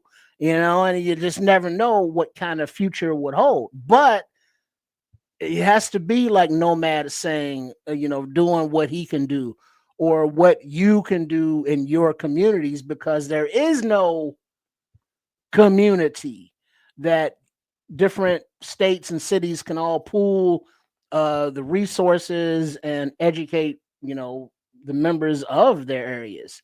It just doesn't exist right now. So when we have opportunities like this to try and share or enlighten or, share a past experience that it will help out somebody else. I heard you all talking earlier with Chef Trips about, people unaliving themselves. And, that's part of the human community. But we all need that support. We all need that help mentally and sometimes physically. But for the young ones of the culture, mentally, you got to feed them mentally and not the garbage that they can get on social media or on other these outlets out here. Share those books with them, share the history, share things with them that will break those, chains mentally and physically. Hey man, listen, I've never abruptly felt the need to get away from a show, but this time on my girlfriend's birthday, you two are free to carry on for as long as you need to, man. I think this is a great conversation. I hate to have to walk away from this conversation because I have so much more to say. To be quite honest with you, so much more in my heart, but I have to get away from here because this is my girlfriend's birthday. And this is what it is tonight. You guys are free to keep, because I think it's still a lot to talk about, but that's up to you guys. Whatever you guys want to do, I'm with it. No, we can call it there because it's not a issue that we're going to solve. But as long as we keep having the conversations, keep it prescient on people's heads and that they can do that. But yeah, we can call it, a night. There's a training camp stuff tomorrow. And being that it's the lady's birthday, it's, time for Nomad's face to get all glazy up past the eyebrows and stuff. So go ahead and handle and do what you got to do. Hey, I ain't no taster. It's not about you. It's not your birthday. All right, man. Hey, look, I ain't finna let Trips pull me into that rabbit hole. I'm doing it. That's not the hole I was talking about, but okay, rabbit. We'll go with that. I ain't doing it. I'm lucky she allowed me to go this long. She poked her head in here. Like, hey man, motherfucker, don't be getting carried away now. It's time to do this shit now. Hey, so, but yeah, man, hey, let's get some pleasantries out before we get ready to get up out of here, bro. Well, Wednesday night, extra sauce. Thanks for joining us, y'all. We'll start the shout outs tonight with the dude who came through and hung out with us. Big shout outs to Nick the Dude. Thank you for coming through and being a part of what we do. Nick sort of started things out with us, and it's really good to have him back. So one more time, big shout outs to him. Shout outs to us, as in the good chef was with us. He cooked it up. Triple R's with us tonight. So by all means, check them out at Sports Chicago Style, as well as the new Chef Trips at Chef Trips on YouTube. I just subscribed. So you should do that as well. We are multi-streaming on Keza Canuck. By all means, go check out that guy. Oh, I mean me. Just give me a little bit of like, share, subscribe, love on the way out. I would appreciate it. Couple comments. Any of the above is all good. Oh, look at baby cats. He's so cute. Look at the baby cat. I get those baby cat servants. Get those servants. Look at those Yeah. Give that kid a little bit of love. He deserves a t-shirt of his own, and maybe he'll have one. We'll see. Haven't gotten that far yet, but perhaps I will sooner or later. one of those things that we'll do with the website coming through hot and heavy soon for y'all's consumption. There'll be some great stuff there, and we'll give a little bit of love to the rest of you guys, man. Starting with Dan Brown. Thanks for coming through, Dan, spending the whole night with us. We appreciate that. Daryl Gibson, Richard Long, the Scrolls, cracking jokes as per normal. Big Samo joined us along with our guy D Nice and the Bishop. Always good to have our brothers out there in the chat, keeping it real with us. Shout out to my guy Chrome Boys, Sean. Thanks for coming through, Sean. I appreciate the little like, share, and subscribe love. I would appreciate it from all you guys. By all means, do so at Keds the Canuck. Who else is out there with us tonight? Paul Rodriguez, dear guy. I saw Marlon Johnson in the chat. They are super no maniacs. You should be as well. Minister Charles, good luck with the teeth situation, man. I know it's getting closer to that time. I wonder if you're going to do I was going to ask, I'm just going to ask in general now. I wonder if you're going to do veneers. I know they're pricey, but man, might help you with that catfish as you move forward. Just saying. Anyways, big shout outs to Patty, Laura, and Junior. See, I almost did it again, Junior. Damn it, Junior. Levante Rogers was with us tonight. Did the darn thing with us. I appreciate you coming through, Levante. I think we'll keep it short and sweet there tonight. Cornelius Squalls, number 2 No Maniac, was in the building along with Andre Bryant, and absolutely zero love for Don Burr. Ron C, shout out to you as well. Nick Rembert, and I think we'll call it a day. Thanks again for coming through. We'll be back at it on Sunday, getting after it and talking a little bit more specific Bears stuff. We should have a little bit more development between now and then, so more to talk about. I said Samo for sure. Of course I did. Oh, young Sam. Well, look at this guy. Young Samo. Oh, Look at that dude there. Look at him. That's my baby. That's my baby. Yo, look at young Samo, bro. Holy smokes! I want to line up against you, bro. Hey, Samo, when you was coming on the show to do the draft stuff, I was looking for your logo that you've been using out on social media. And I went searching for that on Google, and I came up with this. And I said, "Look at Mama, baby." I've been waiting to get you with that, but your ass ain't came back on the show, man. I was waiting to get you, but I had to get you tonight. Oh man, look at the nostrils on this dude. I ain't sharing no booger sugar with him. All that be gone with those things. It's like Daryl Strawberry out there, bro. You smoke crack, don't you? His name is Sam, though. I'm just playing with you. I'll pull that down, Sam. Shout out to Samo. Shout out to all the No Maniacs. Let's see. He might have dipped already. You know how he like to get out early. But yeah, big up to all y'all, and a shout out to Chef Trips. Check out his new channel, Shea Trips Shea Trips with Chef Trips, and it's if you do the little @ thing, it's @ Chef Trip. I don't know. And then also Coach Tripping and Trip with their Trip TRIPP Kundo KUNEDO. So yeah, appreciate all the support at Sports Chicago Style. Keep it up, y'all. That's right, girl. Go on with your big ass. Do your thing with your big ass. But yeah, man, I gotta really get out of here. I wanna let me see if Sam will pop back in here. He still ain't popped in here. He must have left already. Not the booger sugar.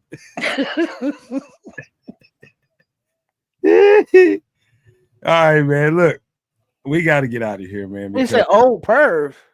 I refuse to be called old. You is an old perv. Well, I refuse to be called old. Hey, I'm offended. The old part hurt him, bro. You all right with the perv, but the old shit now. It's funny. The man who's the most ageist out of us all is offended by the old part. All right.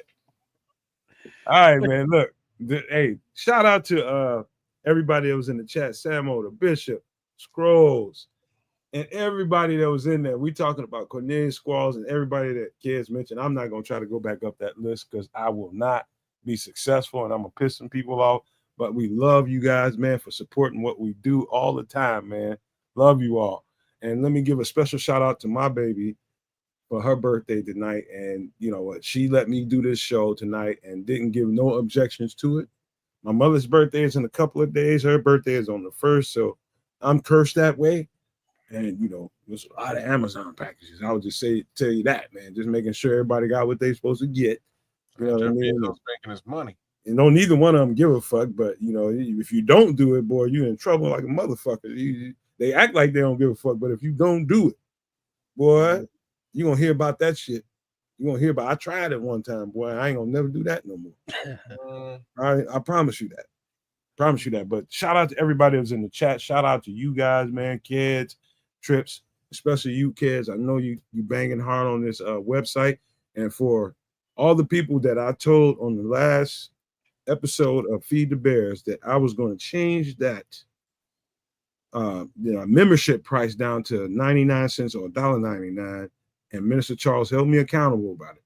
I tried, and I'm going to go back in there. I'm going to have to figure out something because apparently I'm not doing the right thing. I have to go in there manually and change that price. But for whatever reason, it wasn't giving me the option to do it, and I haven't figured it out yet. But I guarantee you, by the time you see us again on Sunday, I will have that price fixed. And so that everybody that wants to go to that website with that dope ass merch, when you see it, it's dope. When you see that merchandise, you're going to want some of it. And you'll be able to get your membership and get some of those discounts that comes with that. And so I promise you that, and I will fulfill that oath, man. We will get that by the time we get back to Nomad at Night on Sunday. I guarantee you that.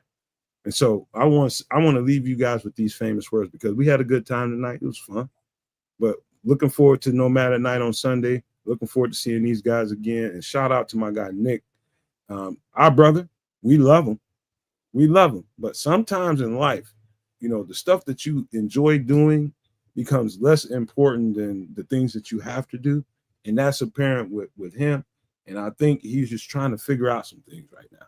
And I know why he needed to take a step away from what we had to do. He let me know that, hey, man, I'm gonna probably have to pop out for a little while and go do some shit and take care of some stuff because I got situations.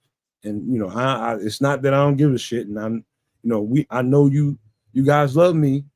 I love you guys back, but he had to go do what he had to do. And we love him. We're going to always accept him and welcome him whenever he's back in the show. And it was apparent tonight. Everybody loves that guy. So shout out to Nick, man. And shout out to everybody that was in this chat. But I got to leave you guys with these famous words. If you can think it and you can see it, there's no reason in the world why you cannot absolutely manifest it. Do not, and I repeat, do not be a prisoner of your own mind. But with that being said, we are out.